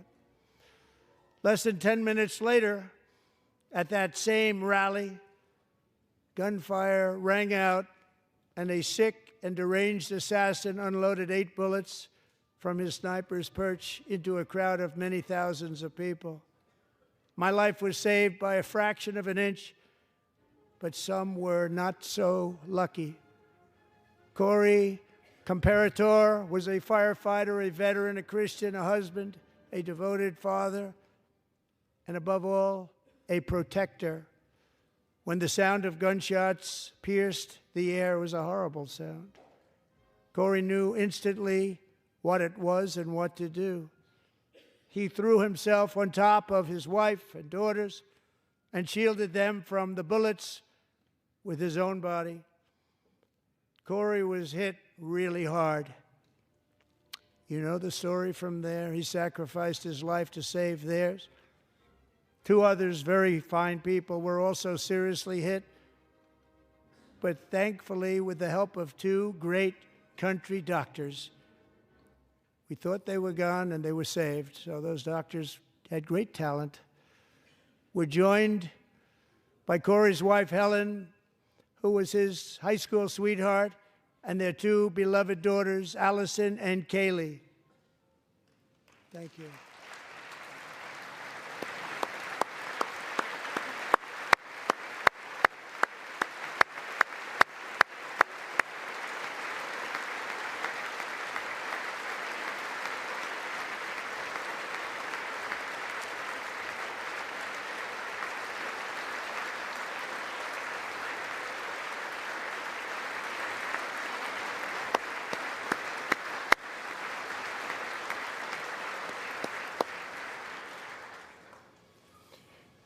To Helen, Allison, and Kaylee, Corey is looking down on his three beautiful ladies right now, and he is cheering you on. He loves you. He is cheering you on. Corey was taken from us much too soon, but his destiny was to leave us all with a shining example of the selfless devotion of a true American patriot.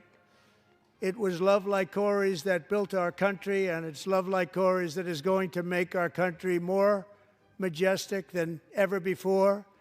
I believe that my life was saved that day in Butler for a very good reason. I was saved by God to make America great again. I believe that.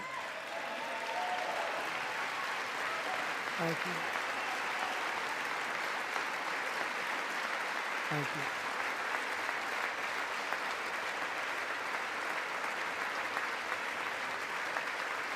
Thank you.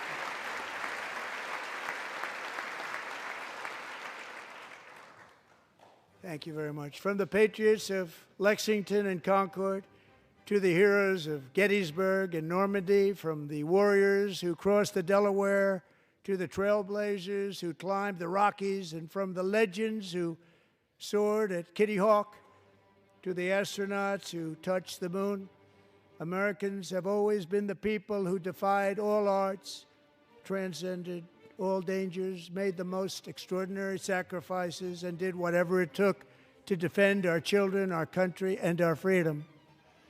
And as we have seen in this chamber tonight, that same strength, faith, love, and spirit is still alive and thriving in the hearts of the American people. Despite the best efforts of those who would try to censor us, silence us, break us, destroy us, Americans are today a proud, free, sovereign, and independent nation that will always be free, and we will fight for it till death. We will never let anything happen to our beloved country, because we are a country of doers, dreamers, fighters, and survivors. Our ancestors crossed a vast ocean, strode into the unknown wilderness, and carved their fortunes from the rock and soil of a perilous and very dangerous frontier. They chased our destiny across a boundless continent. They built the railroads, laid the highways, and graced the world with American marvels like the Empire State Building, the mighty Hoover Dam, and the towering Golden Gate Bridge. They lit the world with electricity, broke free of the force of gravity, fired up the engines of American industry, vanquished the communists, fascists, and Marxists all over the world, and gave us countless modern wonders sculptured out of iron, glass, and steel. We stand on the shoulders of these pioneers who won and built the modern age, these workers who poured their sweat into the skylines of our cities, these warriors who shed their blood on fields of battle and gave everything they had for our rights and for our freedom. Now it is our time to take up the righteous cause of American liberty. And it is our turn to take America's destiny into our own hands and begin the most thrilling days in the history of our country. This will be our greatest era. With God's help, over the next 4 years, we are going to lead this nation even higher, and we are going to forge the freest, most advanced, most dynamic, and most dominant civilization ever to exist on the face of this earth. We are going to create the highest quality of life, build the safest and wealthiest and healthiest and most vital communities anywhere in the world.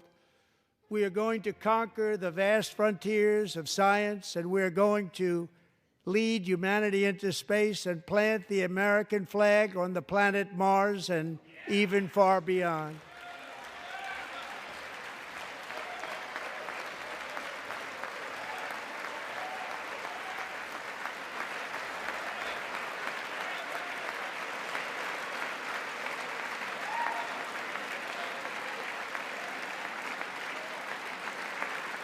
And through it all, we are going to rediscover the unstoppable power of the American spirit. And we are going to renew unlimited promise of the American dream. Every single day, we will stand up and we will fight, fight, fight for the country our citizens believe in and for the country our people deserve.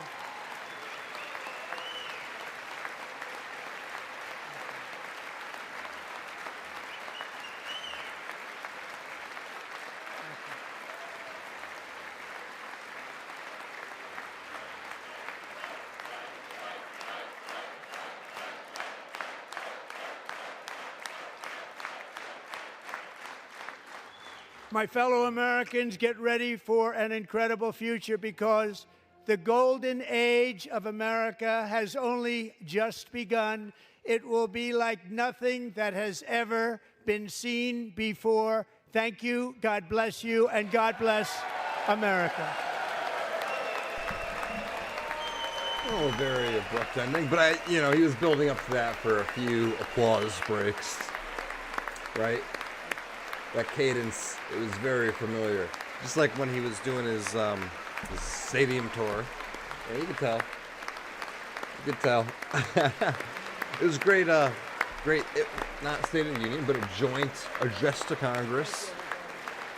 He set an agenda. He talked about the things that got us to this point.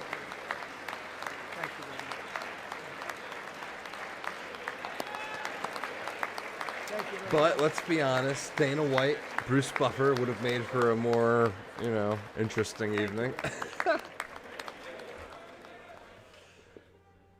Oh. And pin drop. Wow. It looks like Chip Roy's on the camera, but he's not. It's not. He's got a look. Chip Roy's got a look. So.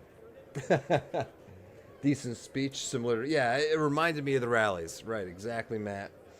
The end there, slightly retooled, but the same cadence. I don't know, it looks like the left got out of there real quick. Is that what's going on? They're like headed for the door. Donald Trump talking to the Supreme Court justices now. Look like the Joint Chiefs next to them. I don't know. Thank you, Jason. Thank you very much. It was a good stream. I enjoyed this stream. It was a different energy. It's very late. It is 11 o'clock on the Eastern Standard Time. The East Coast, it's 11 o'clock. Tomorrow, there's an interesting oversight hearing I want to tune into. It's a hearing with the sanctuary city mayors, but there's no witnesses listed.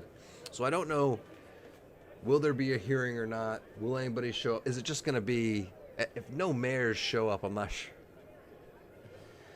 What will that look like? I don't know. But that is the one tomorrow that I want to tune into. I haven't even really checked the science side of the Senate side of the House. The science. But yes, so let's check that together real quick before we part ways this evening. The Senate tomorrow looks like a man. Anybody else remember that one? The judiciary hearings to examine stemming the tide of anti-Semitism in America. So I'm gonna go towards oversight's hearing on sanctuary city mayors. I mean, I do more in the House anyway, unless something's really interesting in the Senate. I'm normally defaulting to the House, and so in this case tomorrow, conflicting times, I will be doing, yes, what time? 10 o'clock? 10 o'clock, same bat time, same bat channel. Yes, 10 a.m. A hearing with the sanctuary city mayors I just don't think any of the mayors are going to show up. But we'll see. We'll see. Nancy Mace on screen right now taking a selfie. Yep, I think right there next to. I get these guys confused all the time. I get Lee Zeldin. Oh, I always get him confused with Nick Langworthy. I don't know why. I think they're both New York politicians. New York Republican politicians. All right? It's not a complete stretch that I get them confused every once in a while. All right, folks. Yes, Fish Guru. We will see you then. Thank you, everybody, for joining. Matt, thank you. Thank you for holding the line, sir. Daniel, I'll see you tomorrow. Thank you so much. Everybody, smash subscribe or don't, drop in whenever you'd like. I appreciate it either way. The bell button. I don't know how I feel about the bell button. I don't want to be notified all the time, but it's good to know when these things are happening. So consider it. The like button is free and it helps though, so why not? Yes. All right, everybody. I'm gonna go ahead and probably wrap it up. But hopefully I'll see you tomorrow. Be well. Take care. I'll see y'all then. Thank you. Thank you, Matt. Good night, sir. Daniel. Thank you. Jeep God. Jeep Guitar God. Later. Jason Martin. Thank you, sir. Very, very good evening. Have a great evening yourself. Bill Andy. Thank you too. Novel Dragon, thank you. Thank you. Thank you. Hey, Brittany. Brittany Cartwright popped in. How's it going, Brittany Cartwright? Goat. All right. Thank you. Thank you. I'll see everybody. Hey, Brittany. Take care, everybody. Have a great evening.